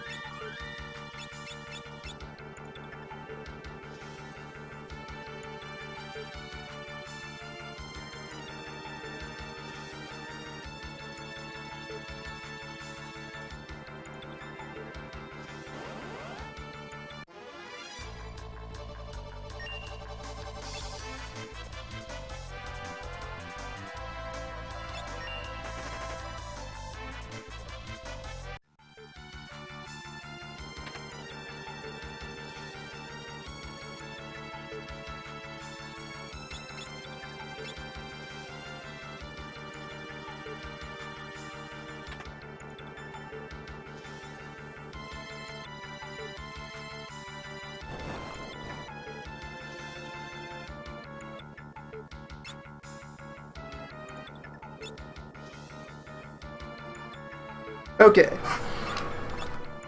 I've managed to attain menu switching here. It's also over here. Many more job masteries have occurred, so let's try to sort out the moves.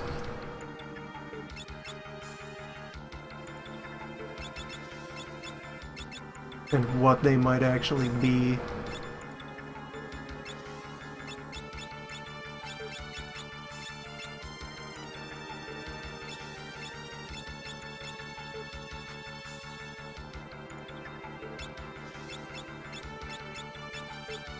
No.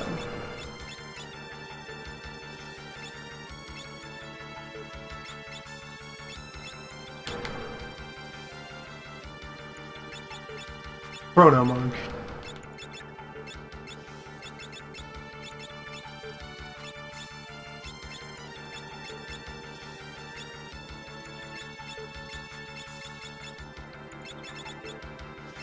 Then it is you who... You become Berserker.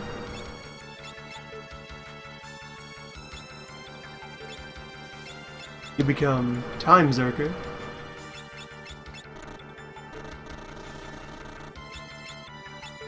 Right, my other gear for that is being held up by thing. Alright, so you put on your little wizard hat.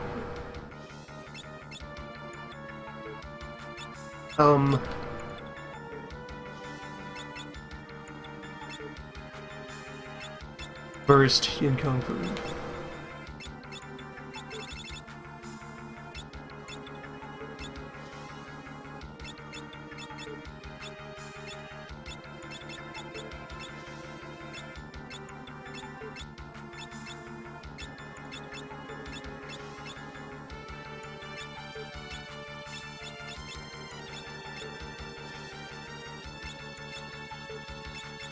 Samane, Aegis, Crystal Blackguard, Hermes Sandals. That's pretty much Left's final equipment setup.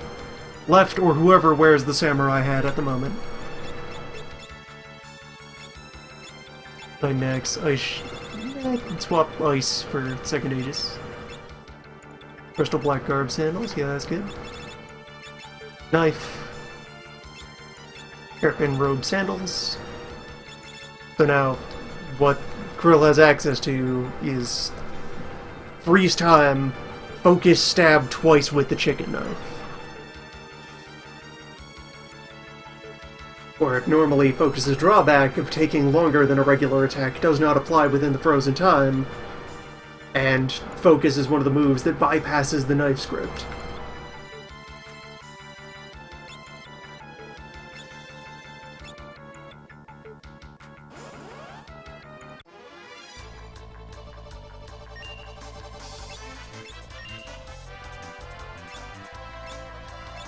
And let's see how strong that knife is at the moment.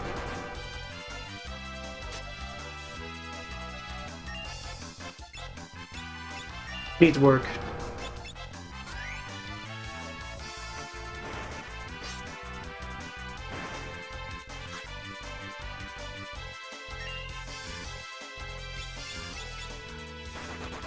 Alright, so now you all get to fight Catastrophe.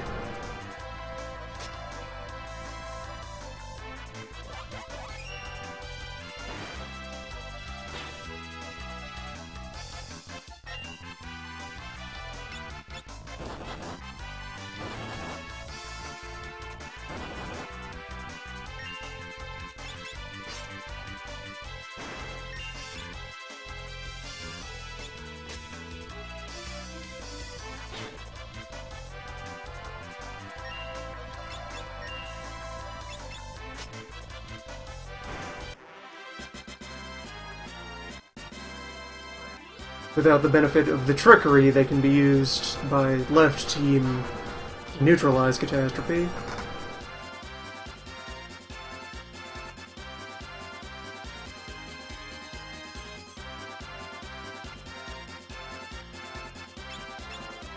These should be good for just a rushdown though. Maybe. We'll see.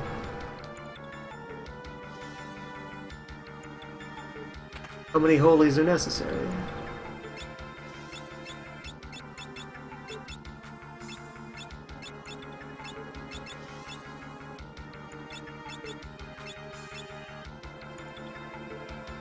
Oh wait, yeah, actually...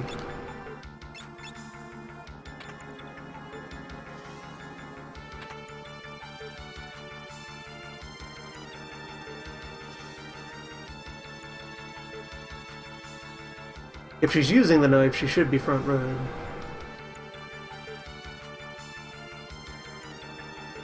Alright, that was enough holies.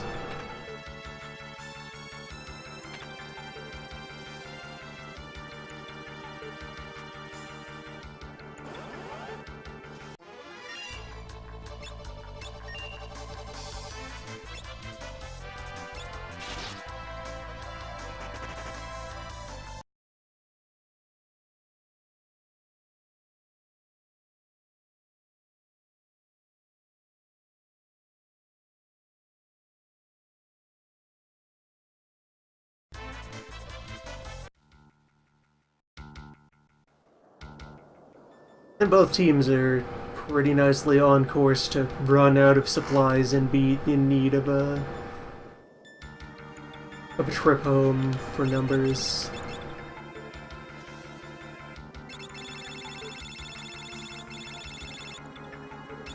Do you have the shards? Well, how do you mean by shards? Which crystals?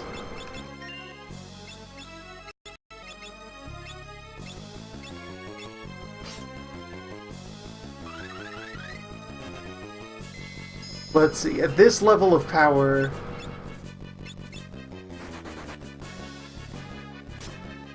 Two chicken stabs does not stack up versus two meteors.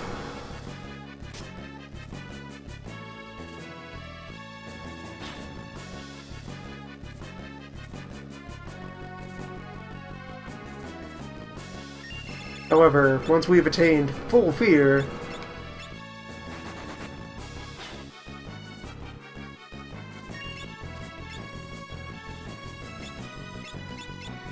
things could change.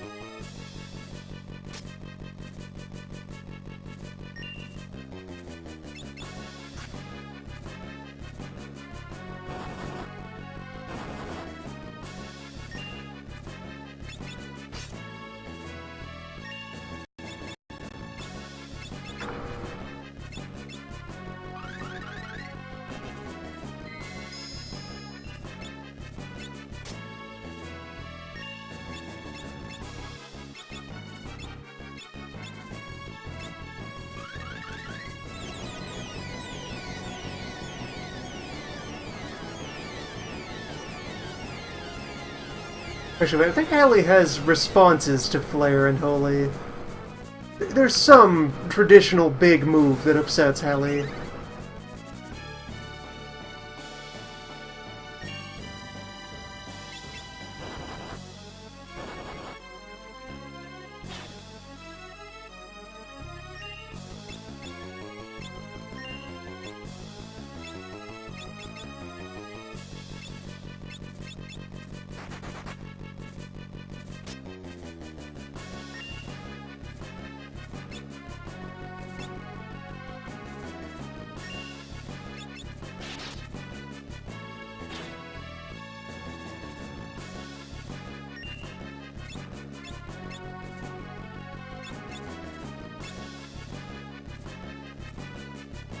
Acceptable.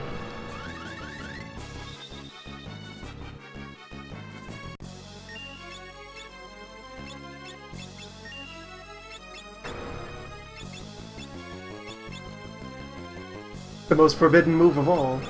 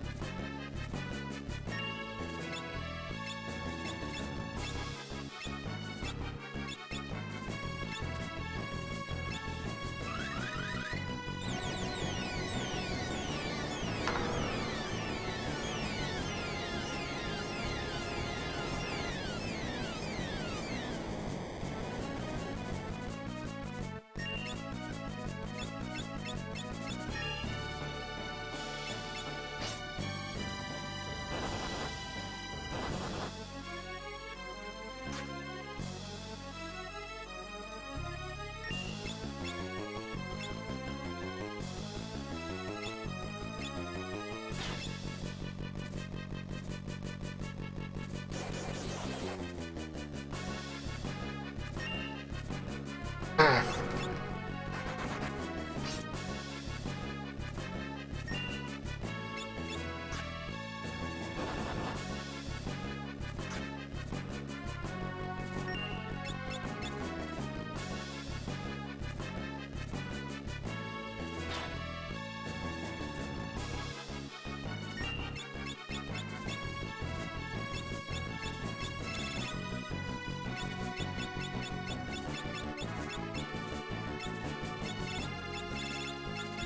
Stage staff, where'd you go?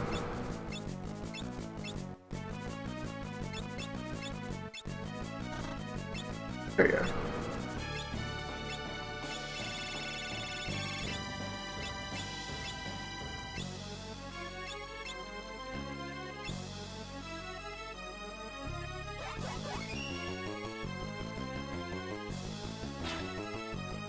Such a tiny revive.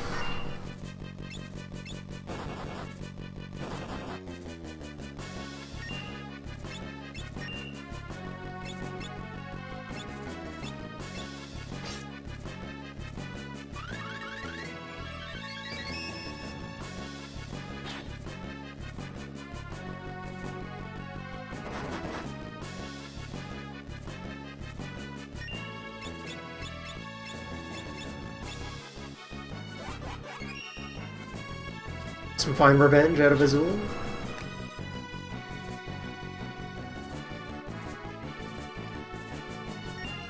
Goodbye, large friend.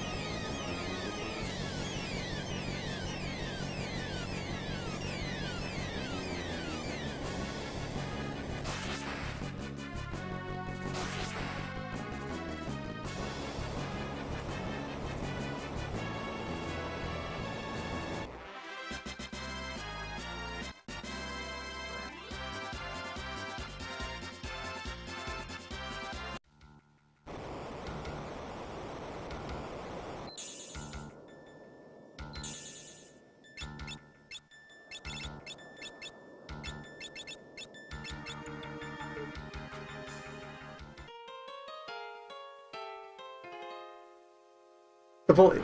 Deathclaw lives here. Well, I suppose that the one we met before was Ironclaw. This is perhaps the source of his technique. True home of his people. The otherwise unremarkable ordinary sergeants. This is where they began. Alright, so on this side, we can now do a move.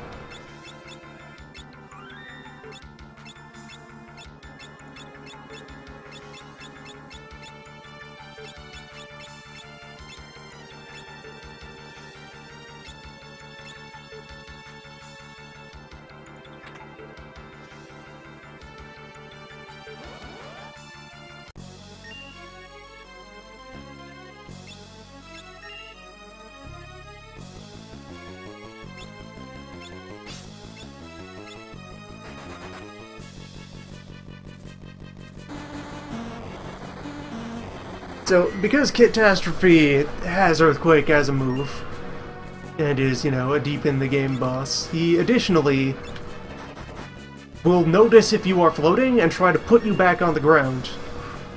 But his counterfloat, 100 Gs, is reflectable. So if you have someone hover and wear a reflect ring, he will just sit there struggling to push them onto the floor and having no idea why it isn't working. Like trying to make two magnets touch the wrong way. He just can't make it happen. Perplexes him. And so he is defeated.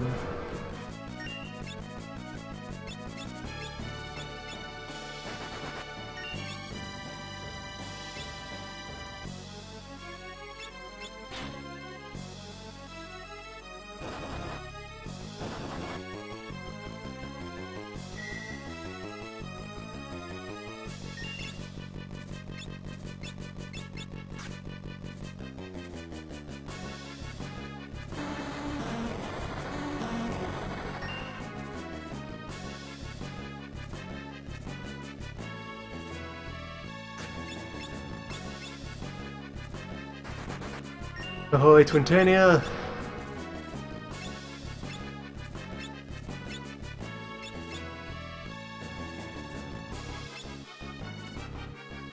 Start layering on defenses.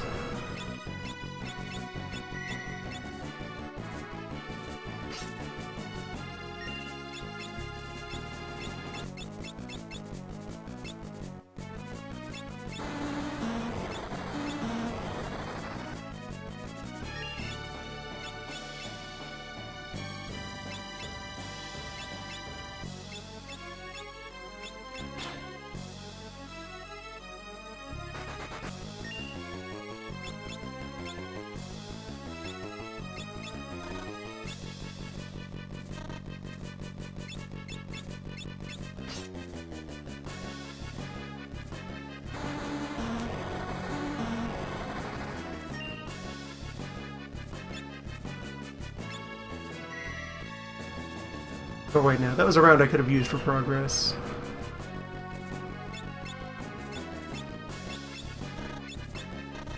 For further diligence.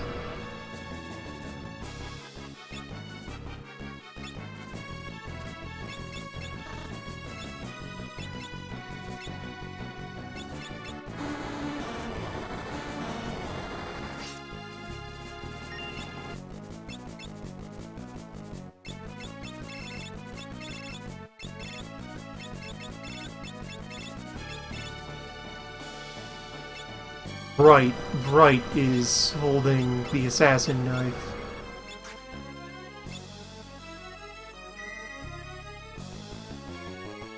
Better be ready to conduct the move. I need to have stabbed with someone else so that he has an example to follow.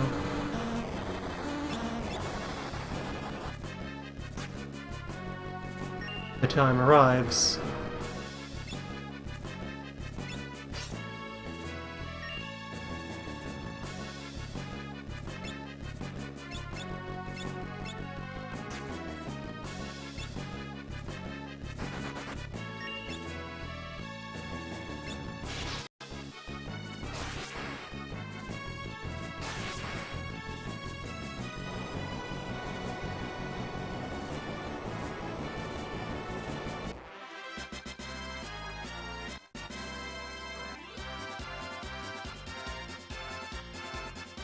Okay, right team has been set up in a less than ideal way to endure Twinklania.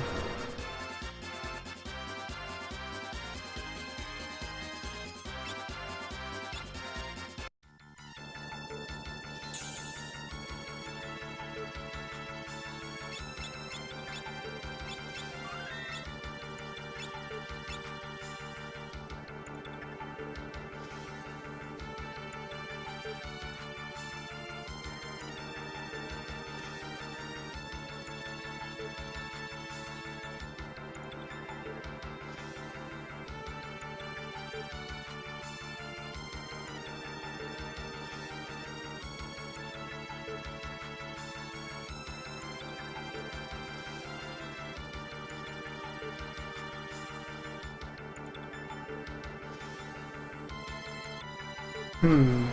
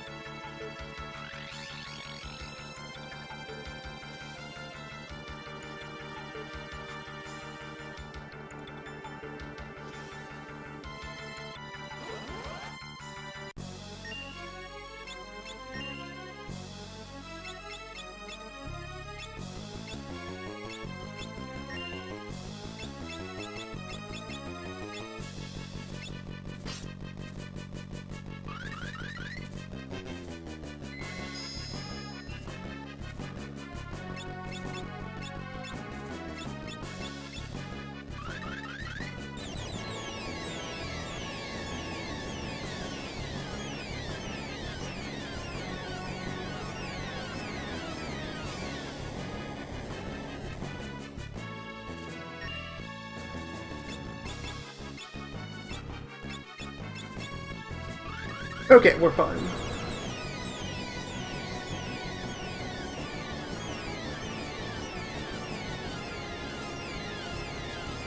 Quintania ain't nothing. Clown mode.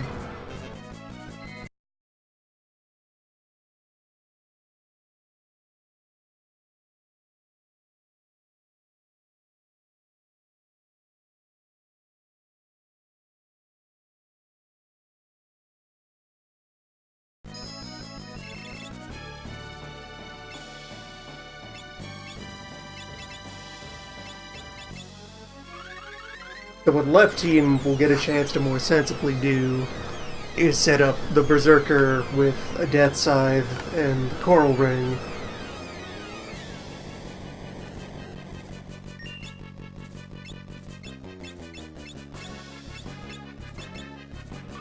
For free recovery off of the tidal waves, and an additional series of further attempts to swing for instant death. Putting our various scythes and the assassin knife all being in the hands of people who actually use weapons in a controlled manner.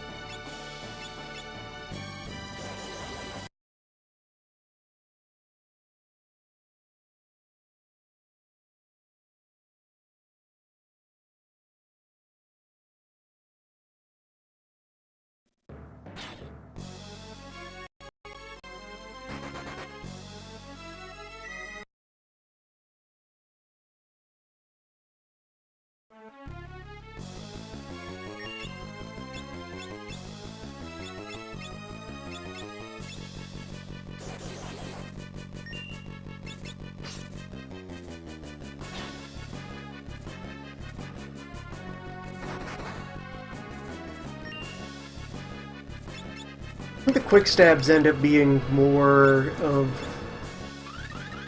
a thing to set up the samurai to do.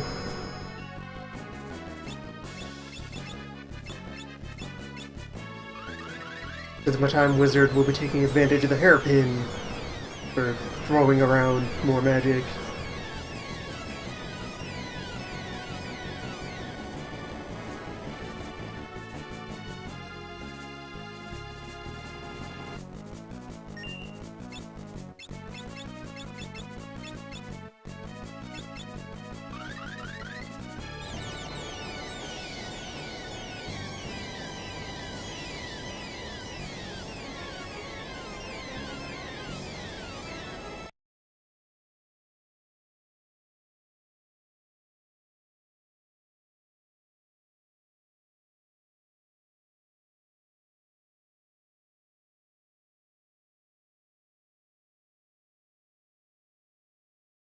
I'll put the coral on someone, yeah, on the white mage for survivability and recovery.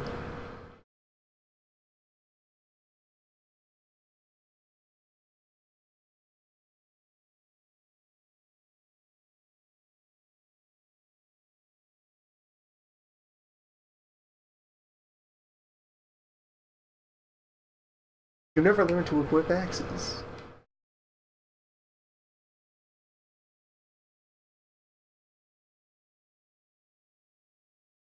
Fascinating.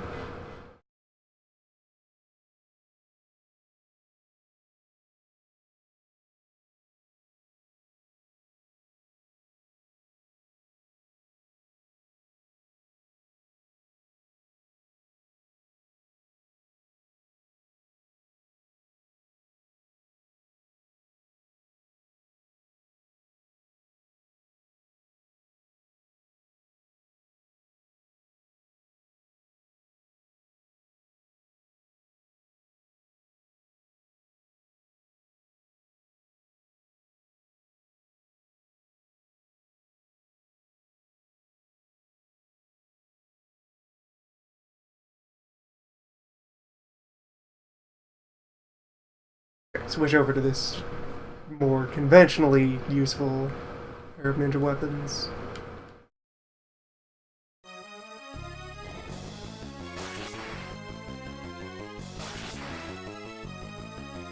Or wait, right, I've gone and done. I went and equipped this team for the fight that the left team is about to walk over into.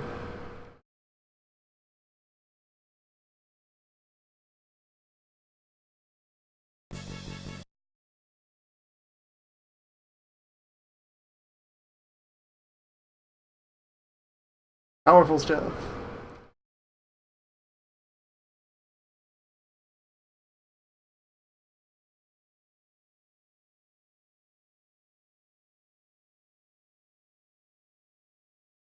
Strategies bleeding across dimensions.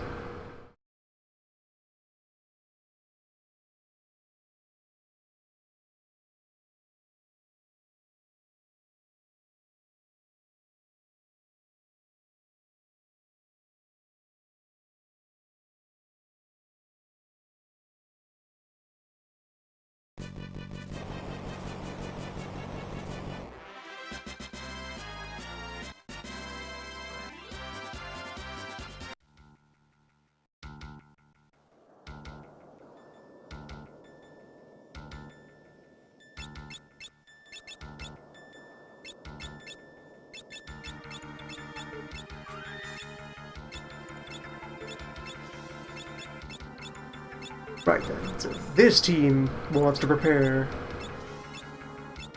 to fight Twintania.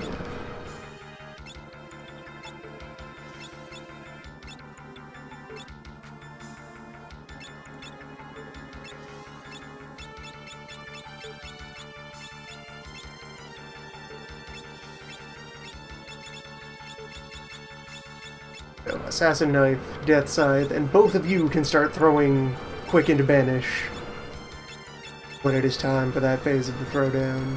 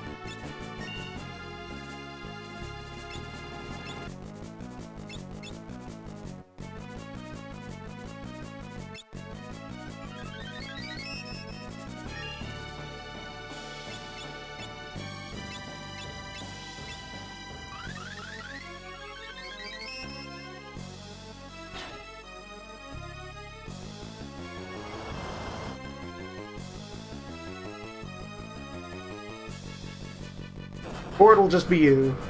Just do it on your own. You have the moves.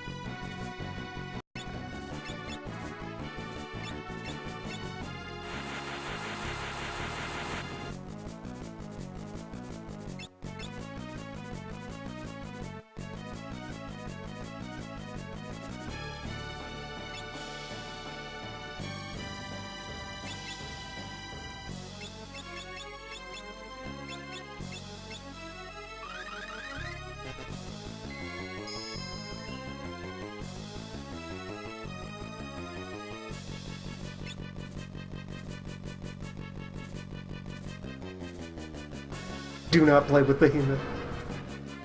Behemoth is friend and Berserker, no!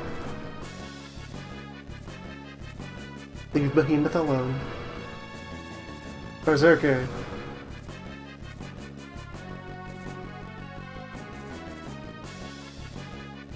Stop it.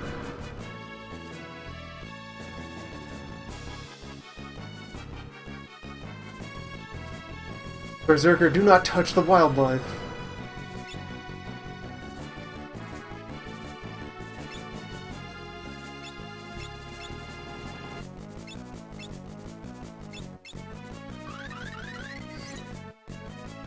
There we go. Into the Devil Void.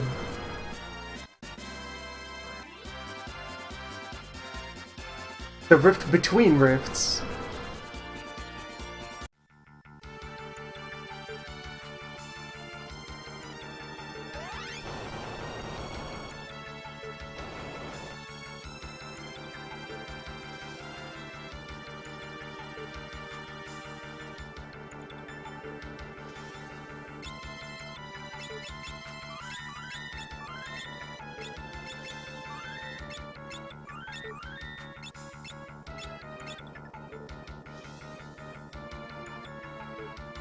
The left team is very out of supplies, and reasonably stalled out, I would say.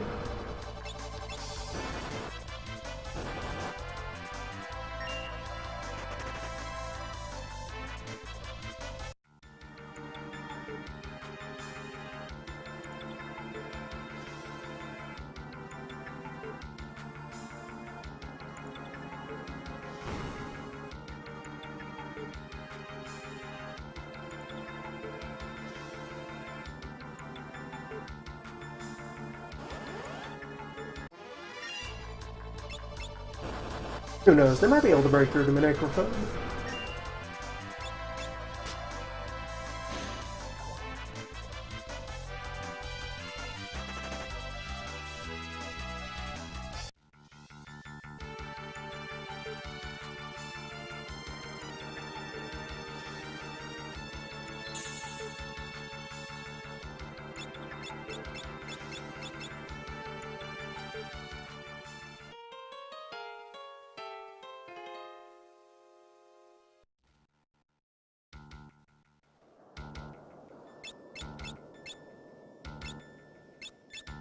Well, let me put equipment back where it was before.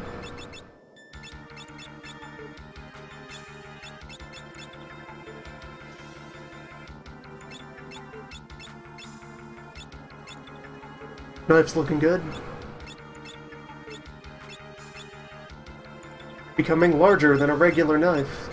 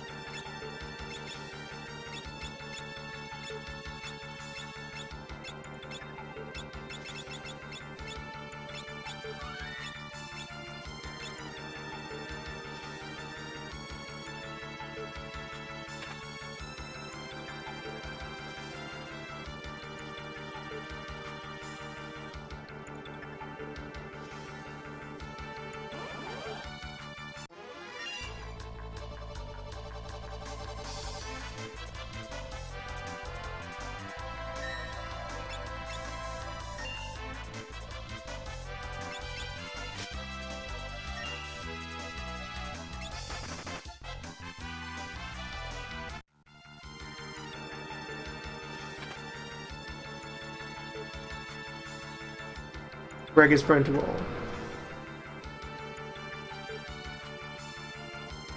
Across all time, spaces, and dimensions.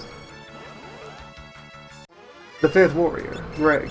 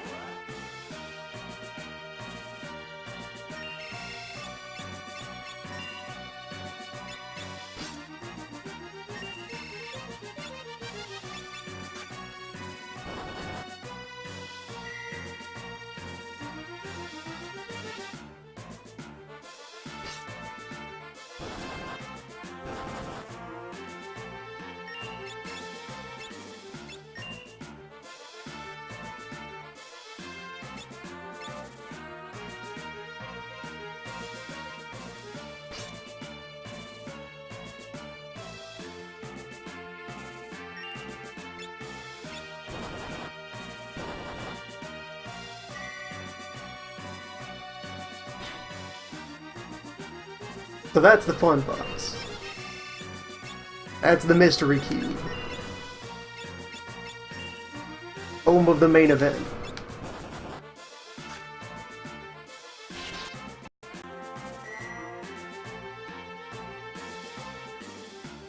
Bonus boss that both of these teams are capable of fighting.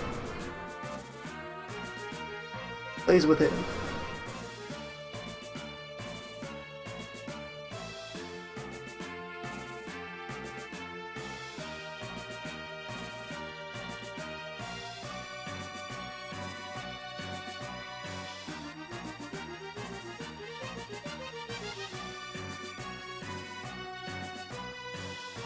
Though that is a task that will require the support of further numbers in order to have a reasonable success rate.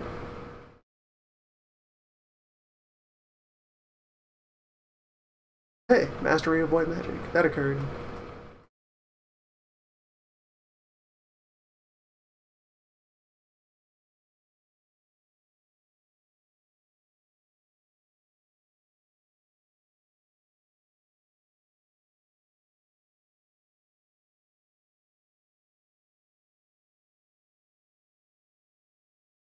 What if I made you a better version of what Wright is doing right now? Make you the mime.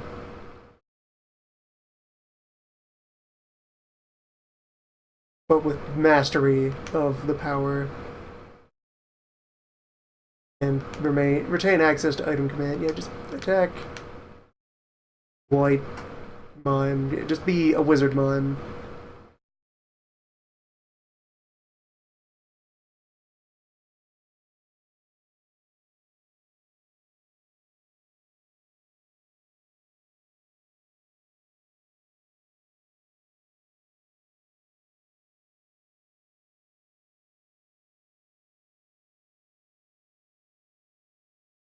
Whereas you are a throwing doctor.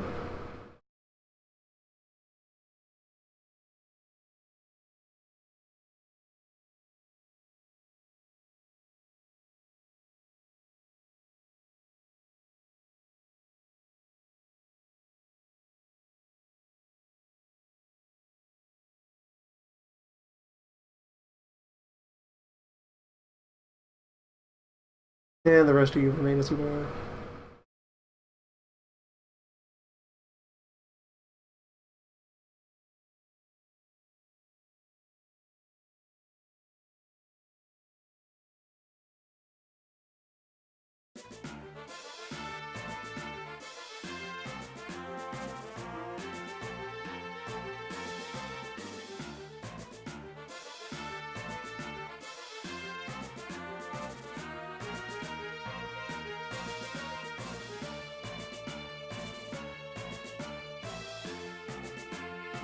This life is not a gift.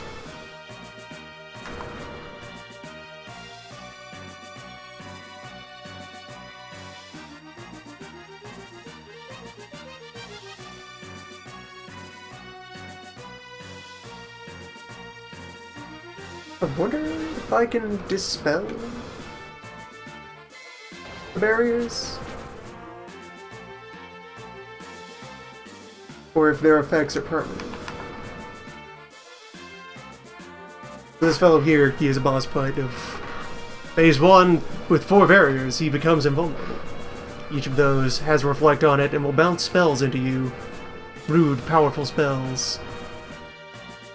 So either use reflect piercing attacks to rush them down, or one of the other approaches you can use is to if you have a way to drain mana that pierces reflect, which mostly that's Osmos. Osmos or Magic Hammer.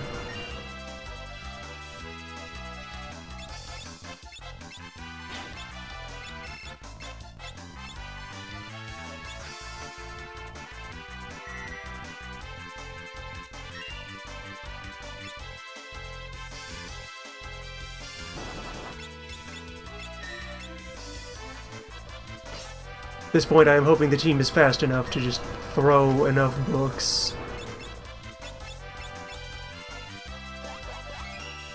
to take them out before they start doing this too much.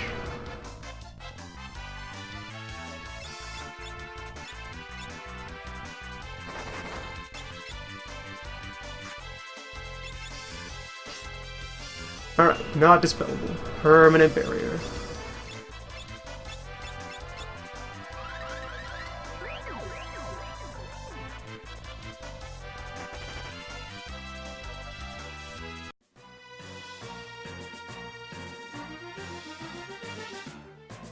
Yes, they are very powerful opponents, but only have enough mana to go through their cycle like 3-4 times. They also alternate between doing this and doing much less intense, just multi-targeting of tier 3 spells. It's comparatively tame.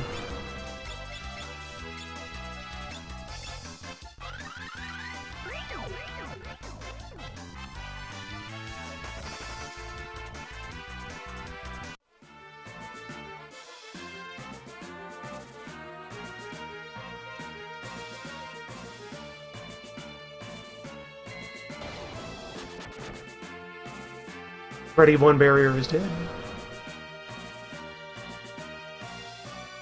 And he himself is a target, but invulnerable to damage, making him a distraction to berserkers or any other auto-targeting move.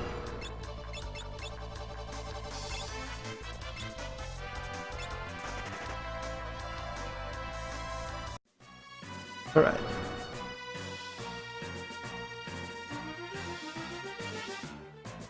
Brace for impact. It is time for the rest of the fight.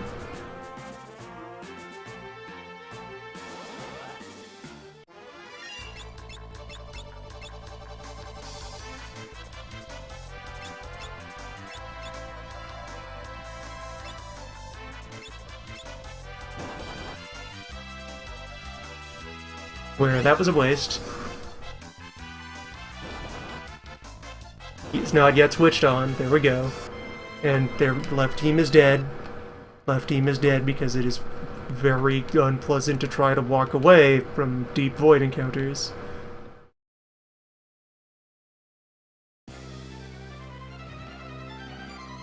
There, we've now turned the boots on.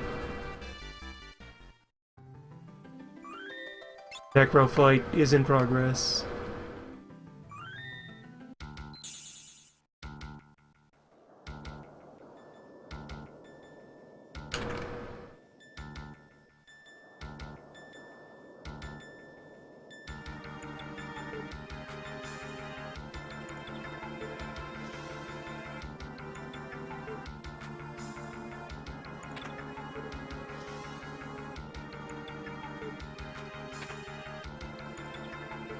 For you see, without his barriers, he is instead quite vincible, but also himself good at vincing. He has vinced many in his day.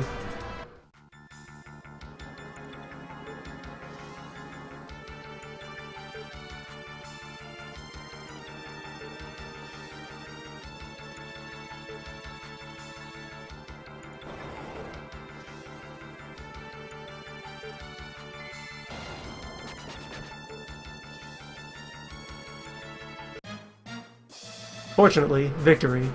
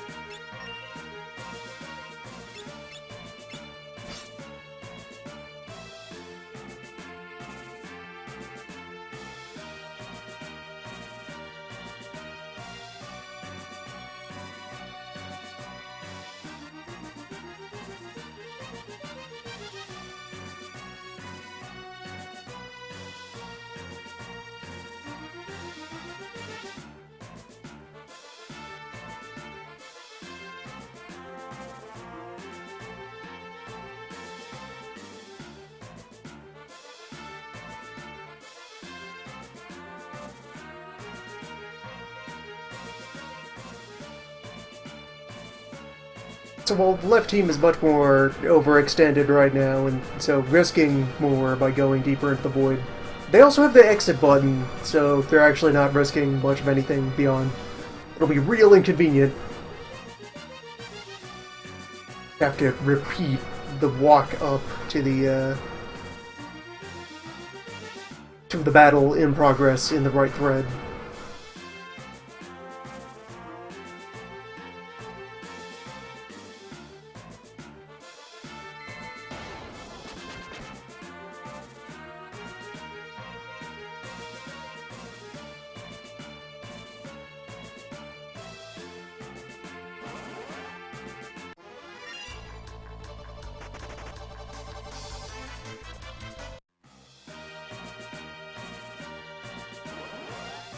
Hopefully, we have better performance with the escapes.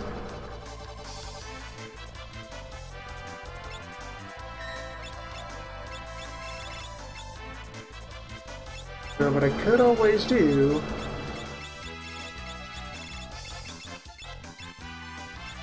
Come on, where's my knife? There's my knife.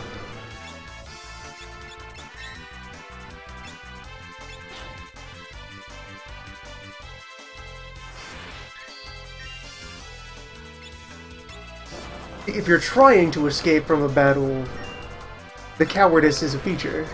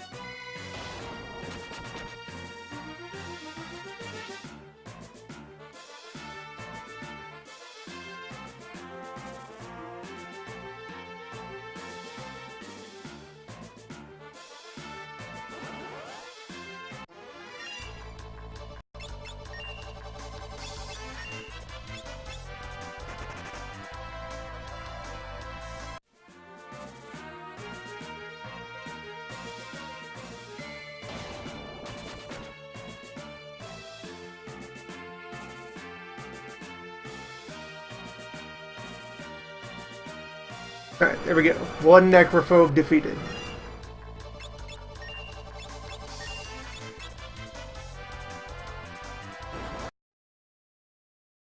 From him, the final save point is earned.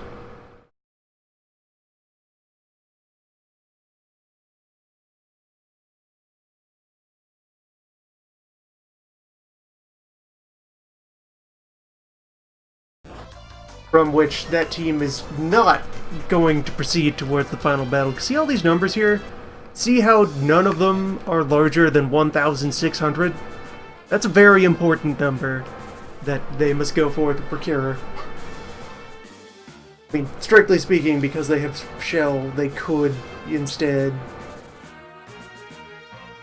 settle for 800, but that's kind of pressing it.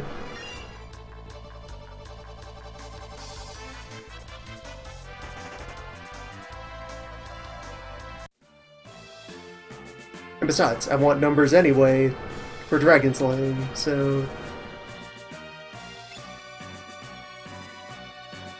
For the time being, that's as far as they go.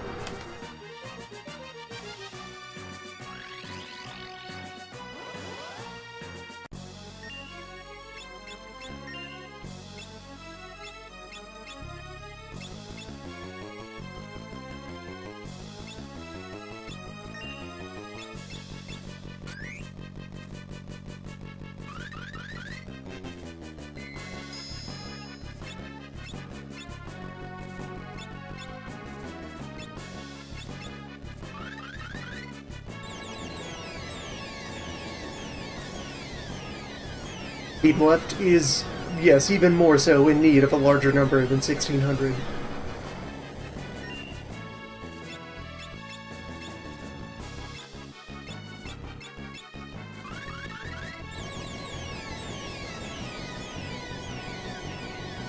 We will collect several numbers.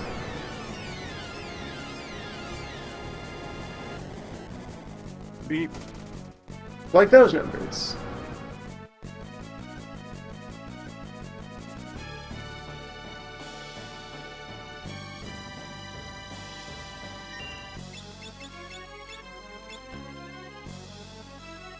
I don't know, team. Could we defeat 4 barriers? 4 perfect, unbreakable barriers? What power could withstand the number 4?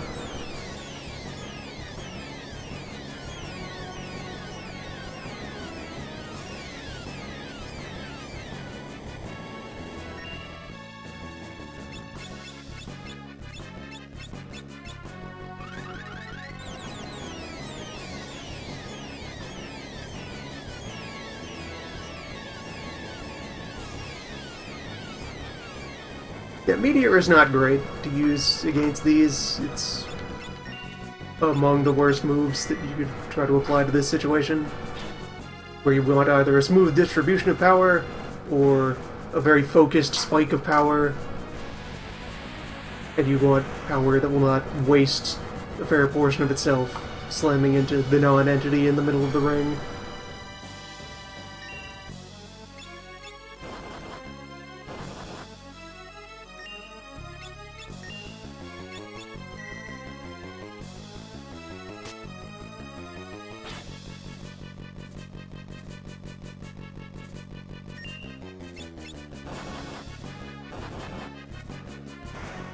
Fortunately, that's the move, as far as phase 1 goes.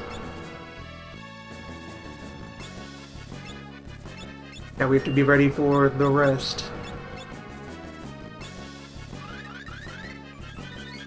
Although for that, Meteors will be excellent, since it's just Hickey's stupid face.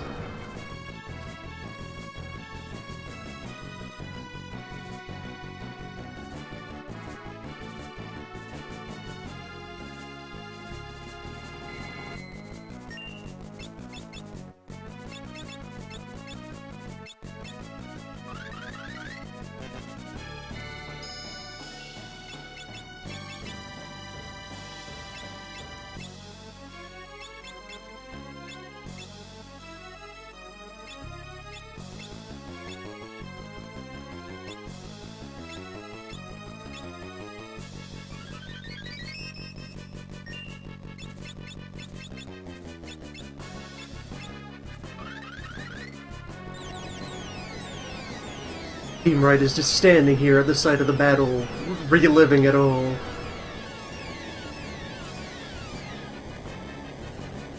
Doing every move.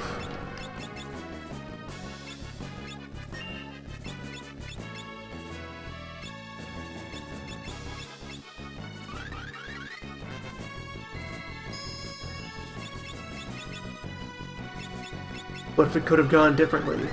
What if we had time powers?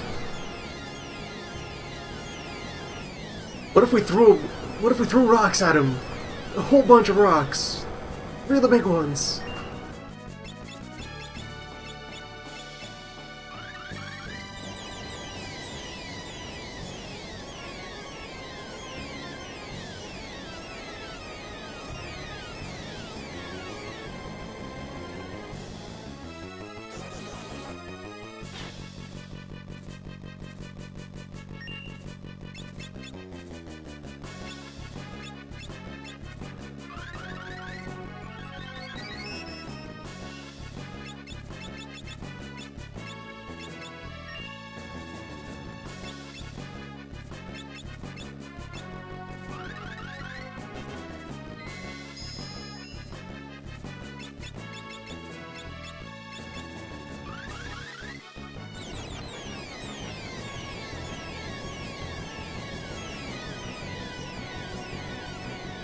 Meteor is also a sadly time-consuming means of distributing damage. You gotta give it a minute. Falling down all of space and time to smite your enemies.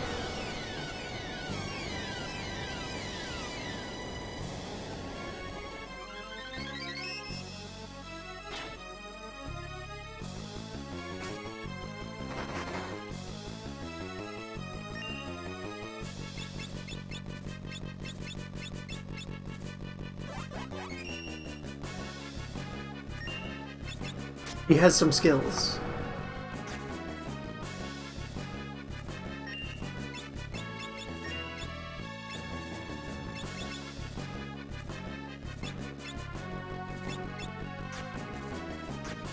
Can I gravity you? Unlikely.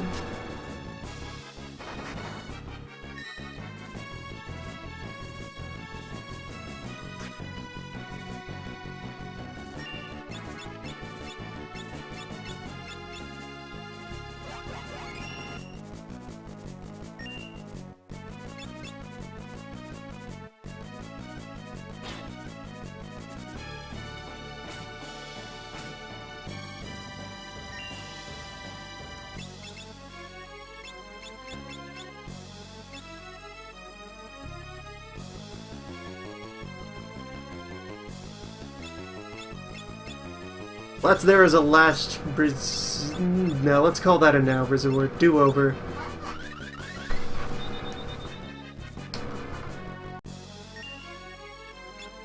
We meet now for the first time. Good day.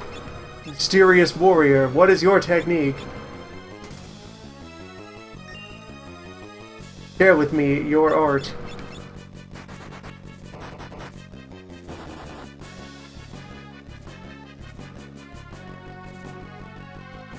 Barriers, tell me more.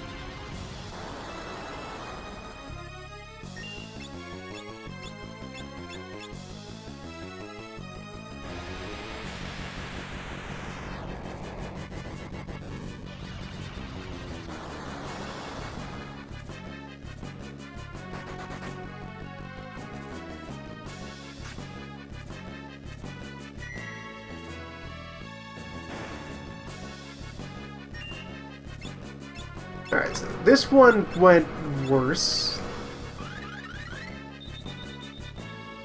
Start again.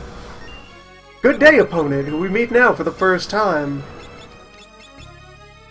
I see you have many barriers. Have you used them to attain some sort of heightened state of being? Greater than what you were capable of before? How vulnerable do you feel today? Very?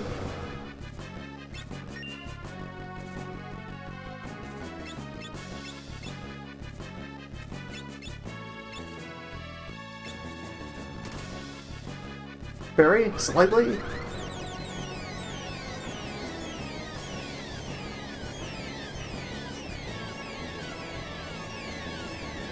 Would be more or less vulnerable with or without the barriers.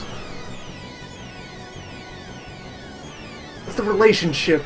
Vulnerability to barriers, like, do they scale side by side? Is this the optimal number? Is there diminishing returns if you add more barriers?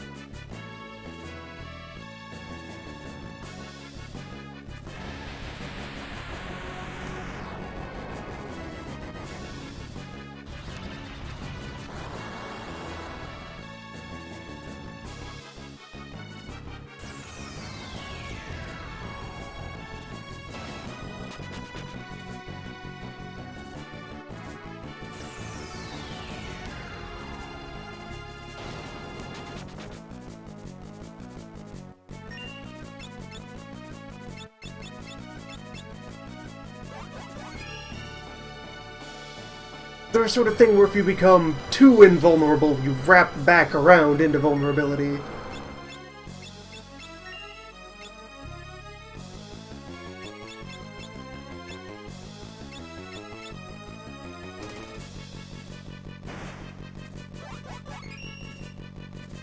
Like, in order to even be able to interact with us, does that require something describable as vulnerability? Like, is it a...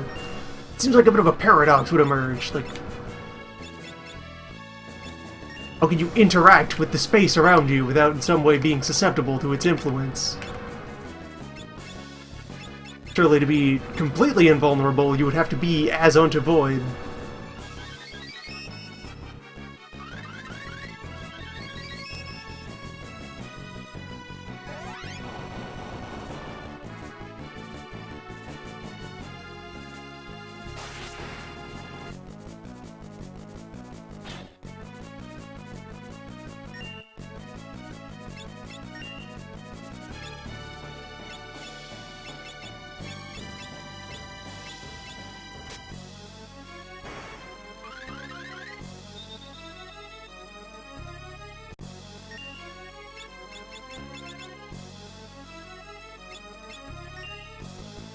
I think I had the right idea the first time.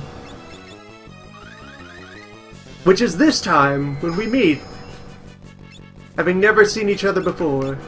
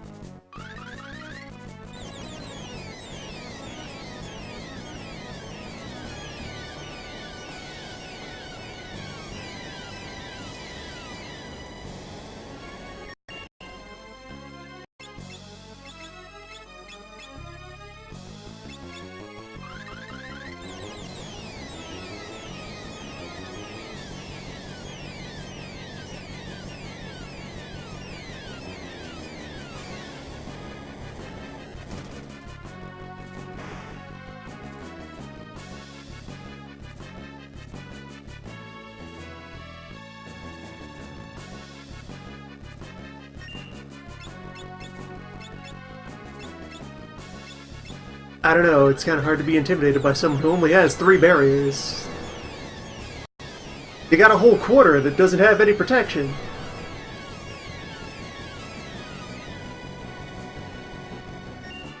What kind of strategic genius could you possibly be with your weird lopsided triangular formation?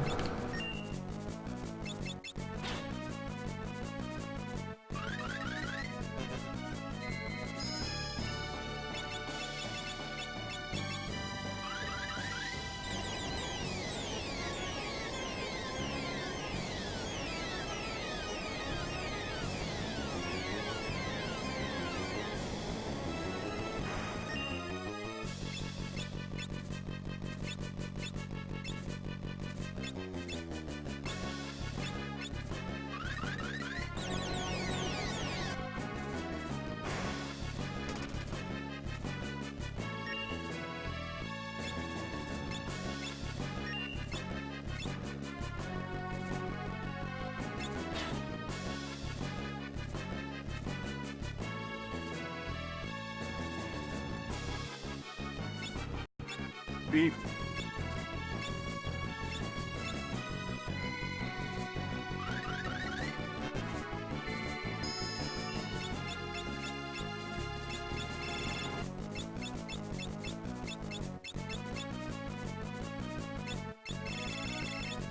Full power, you say? Don't mind if I do.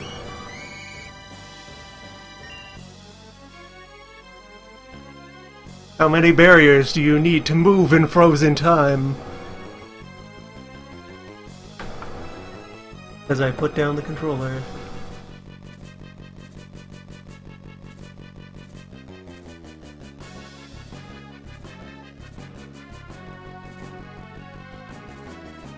And let's go consult the documentation here. How long should this take?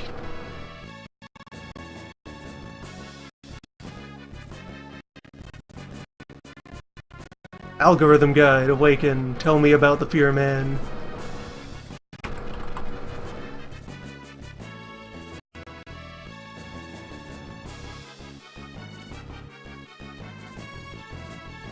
Apparently, there is a special invulnerability flag that only he uses for implementing Phase 1 of this fight, and nothing else in the game uses his invuln mode. 44,044 health.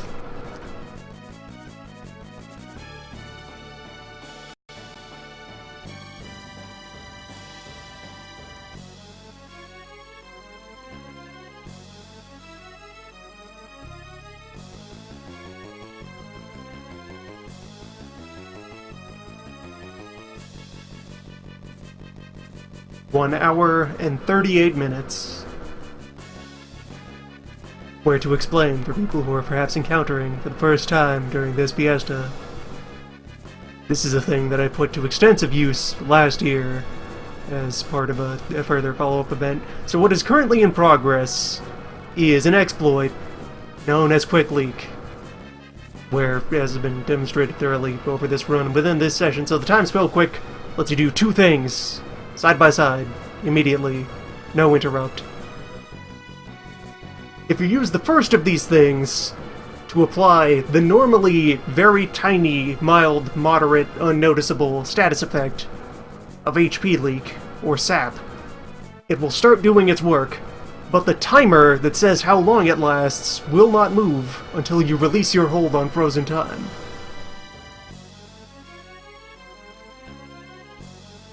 Yes, although, so the Poison Rod, when snapped, will cast Bio, which does a bunch of poison element damage and then applies HP leak. Which it has done now, here in frozen time.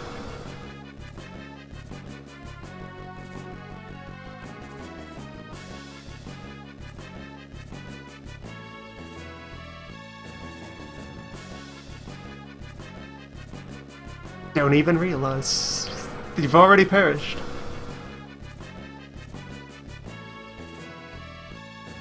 Go ahead and position that team there.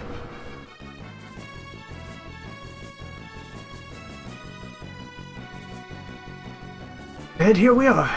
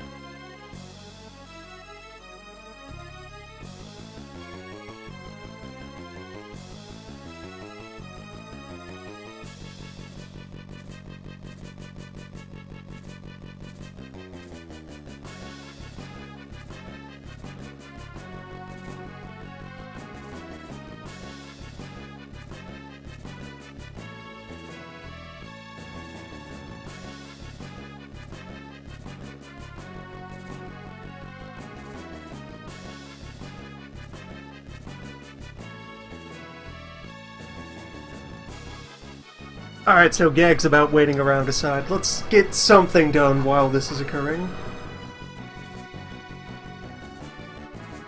Hello, movers. I'm gonna go ahead and pilot right team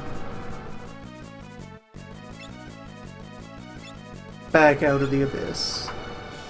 Since left team will be able to warp all the way back to regular space. And the next thing to do is to just take both of these teams and get them resupplied and make their numbers go up.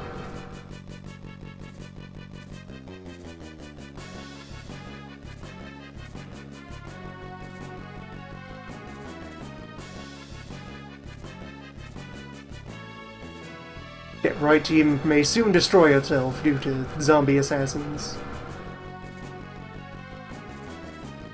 This is acceptable.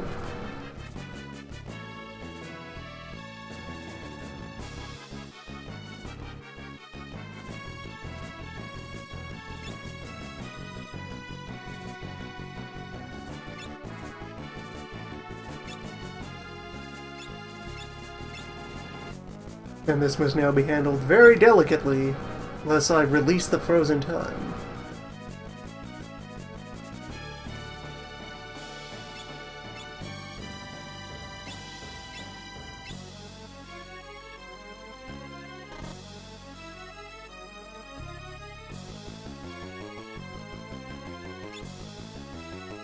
Wait, did they not use the...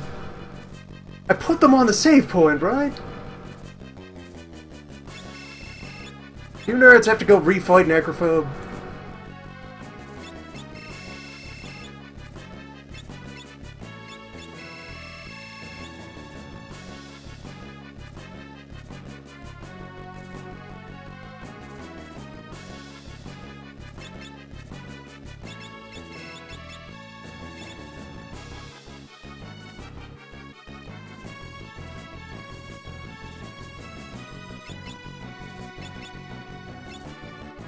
Right.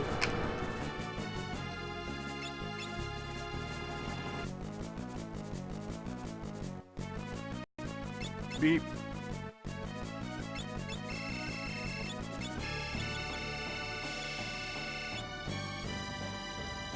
Beep.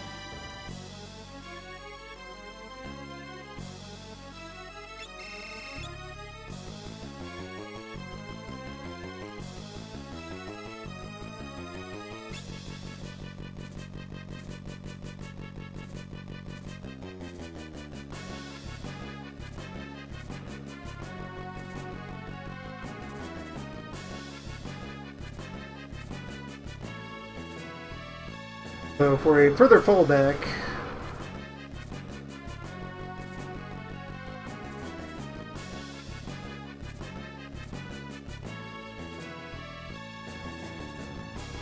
after just 75 minutes in the frozen time, Necrophobe will have lost enough health that the script for the end of the fight will trigger.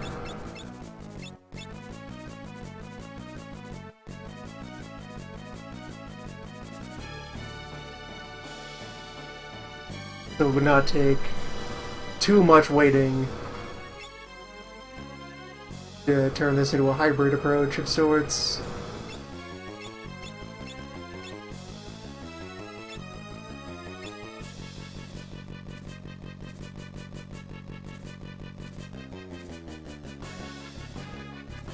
Alright, let's do that.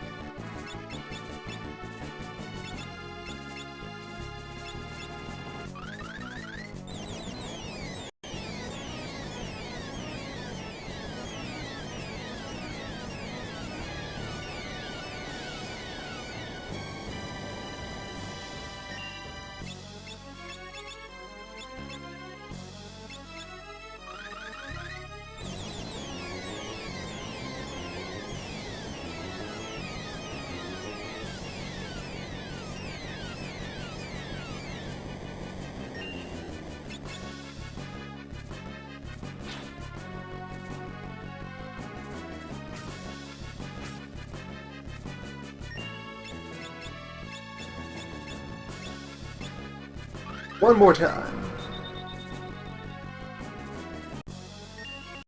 That sounded much larger than a sewer rat.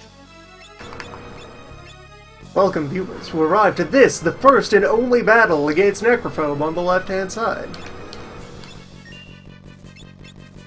Famed possessor of several barriers.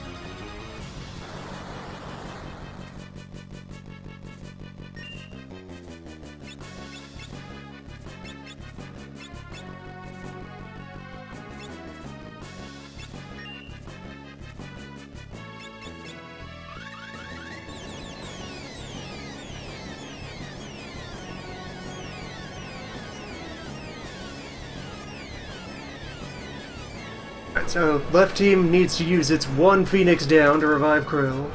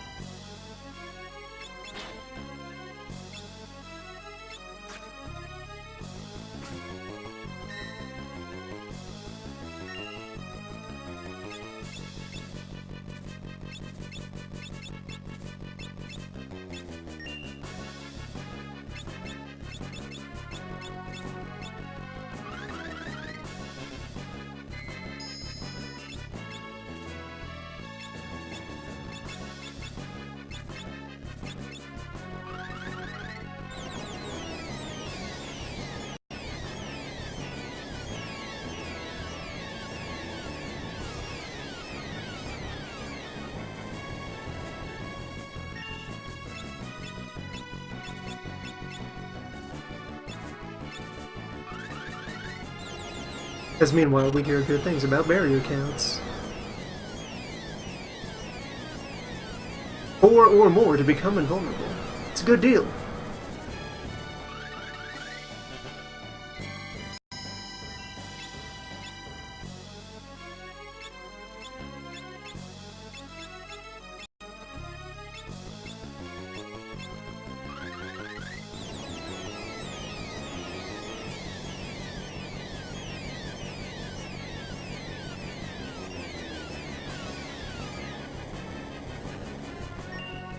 I'm launching all these attacks when he hasn't dropped his invulnerability yet.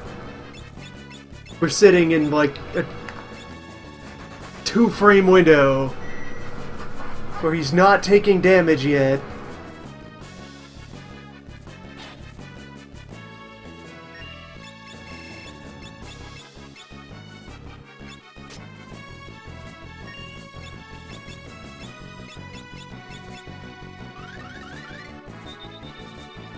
Get out of my house.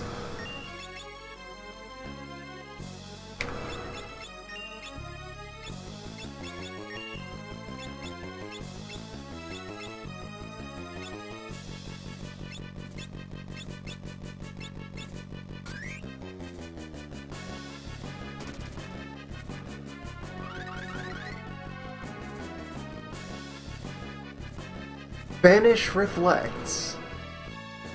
Okay.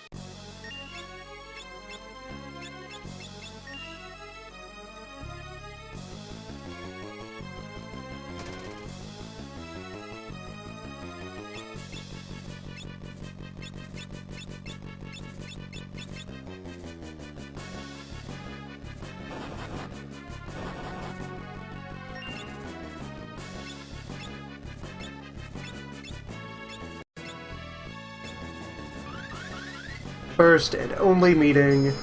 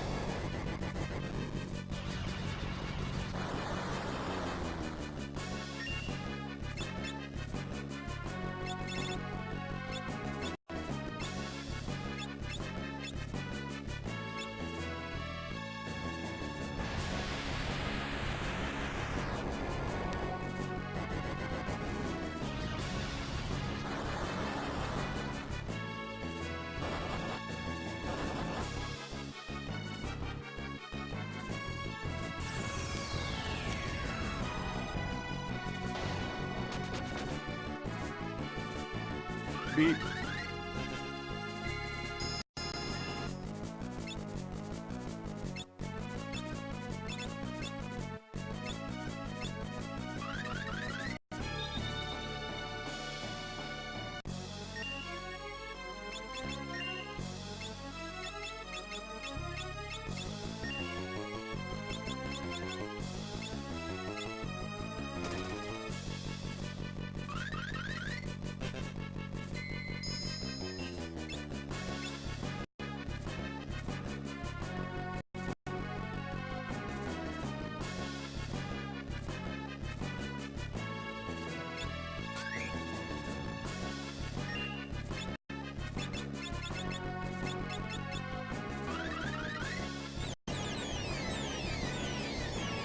4 barriers.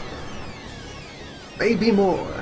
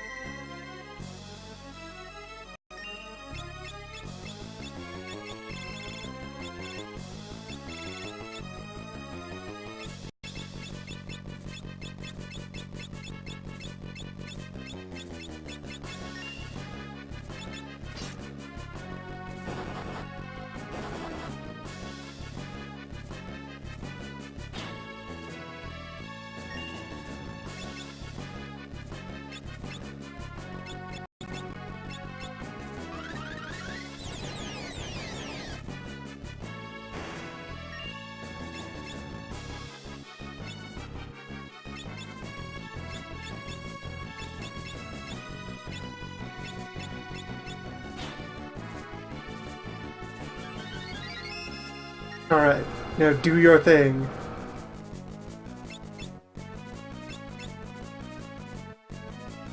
You who is without barriers.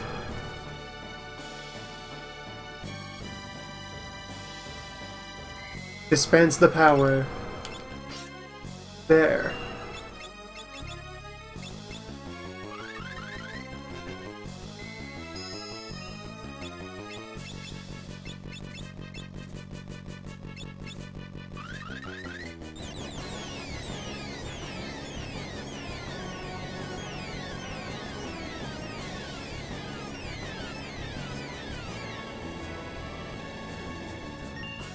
Beep.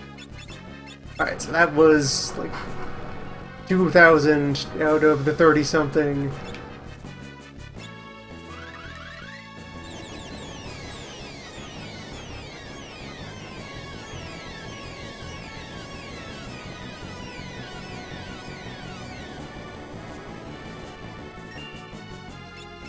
Just need around 10 meteors.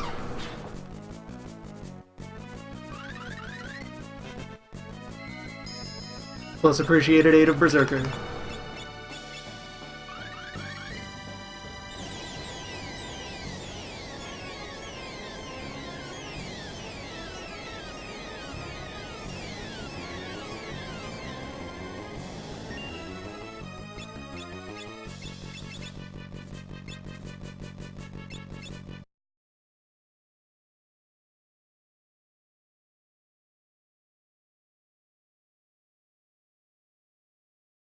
There. With this singular barrier,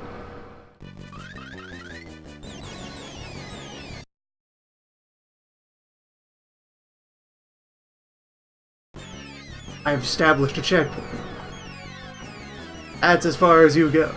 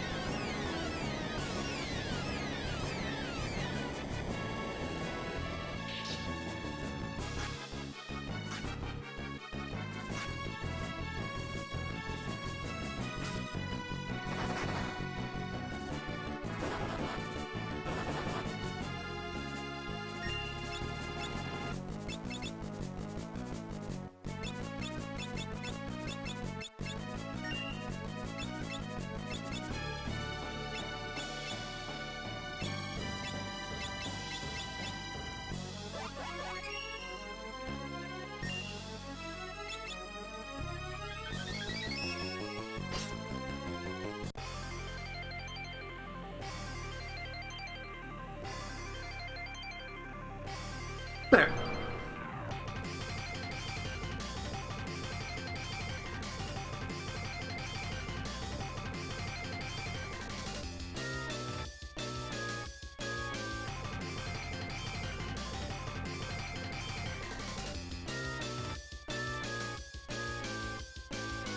For the first and only time.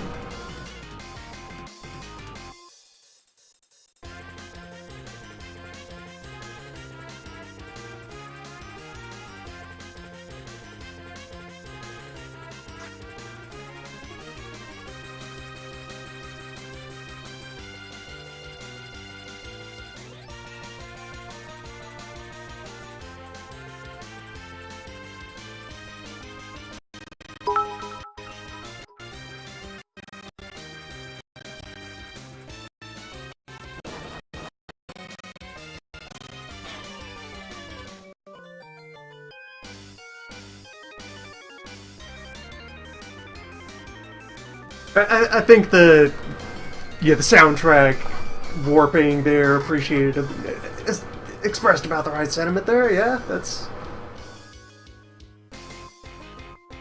it's.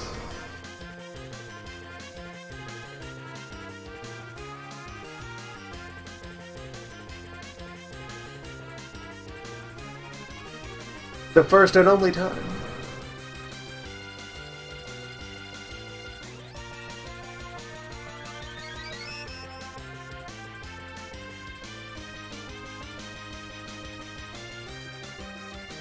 Bits from surely this timeline alone, as there are no others which could have converged into this.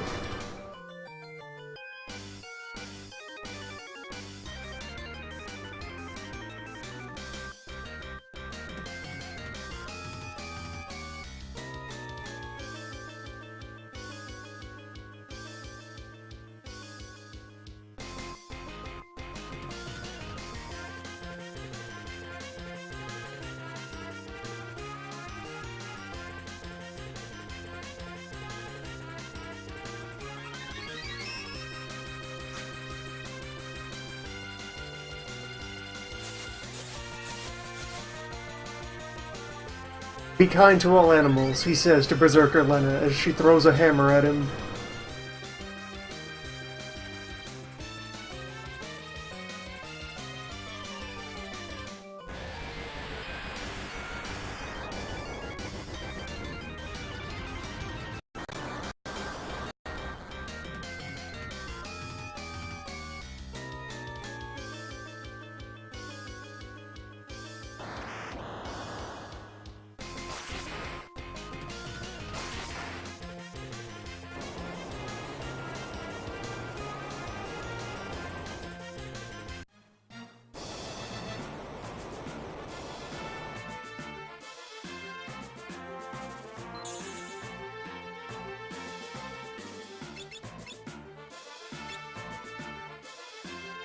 Team. Come on.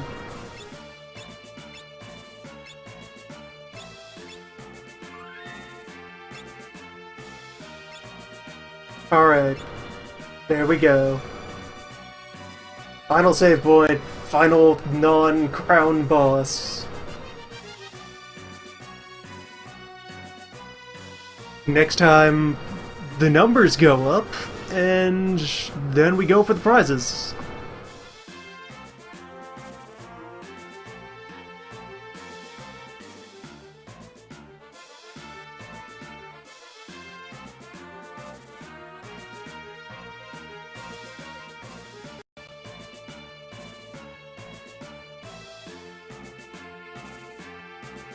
The 4 crowns for 2 fiestas.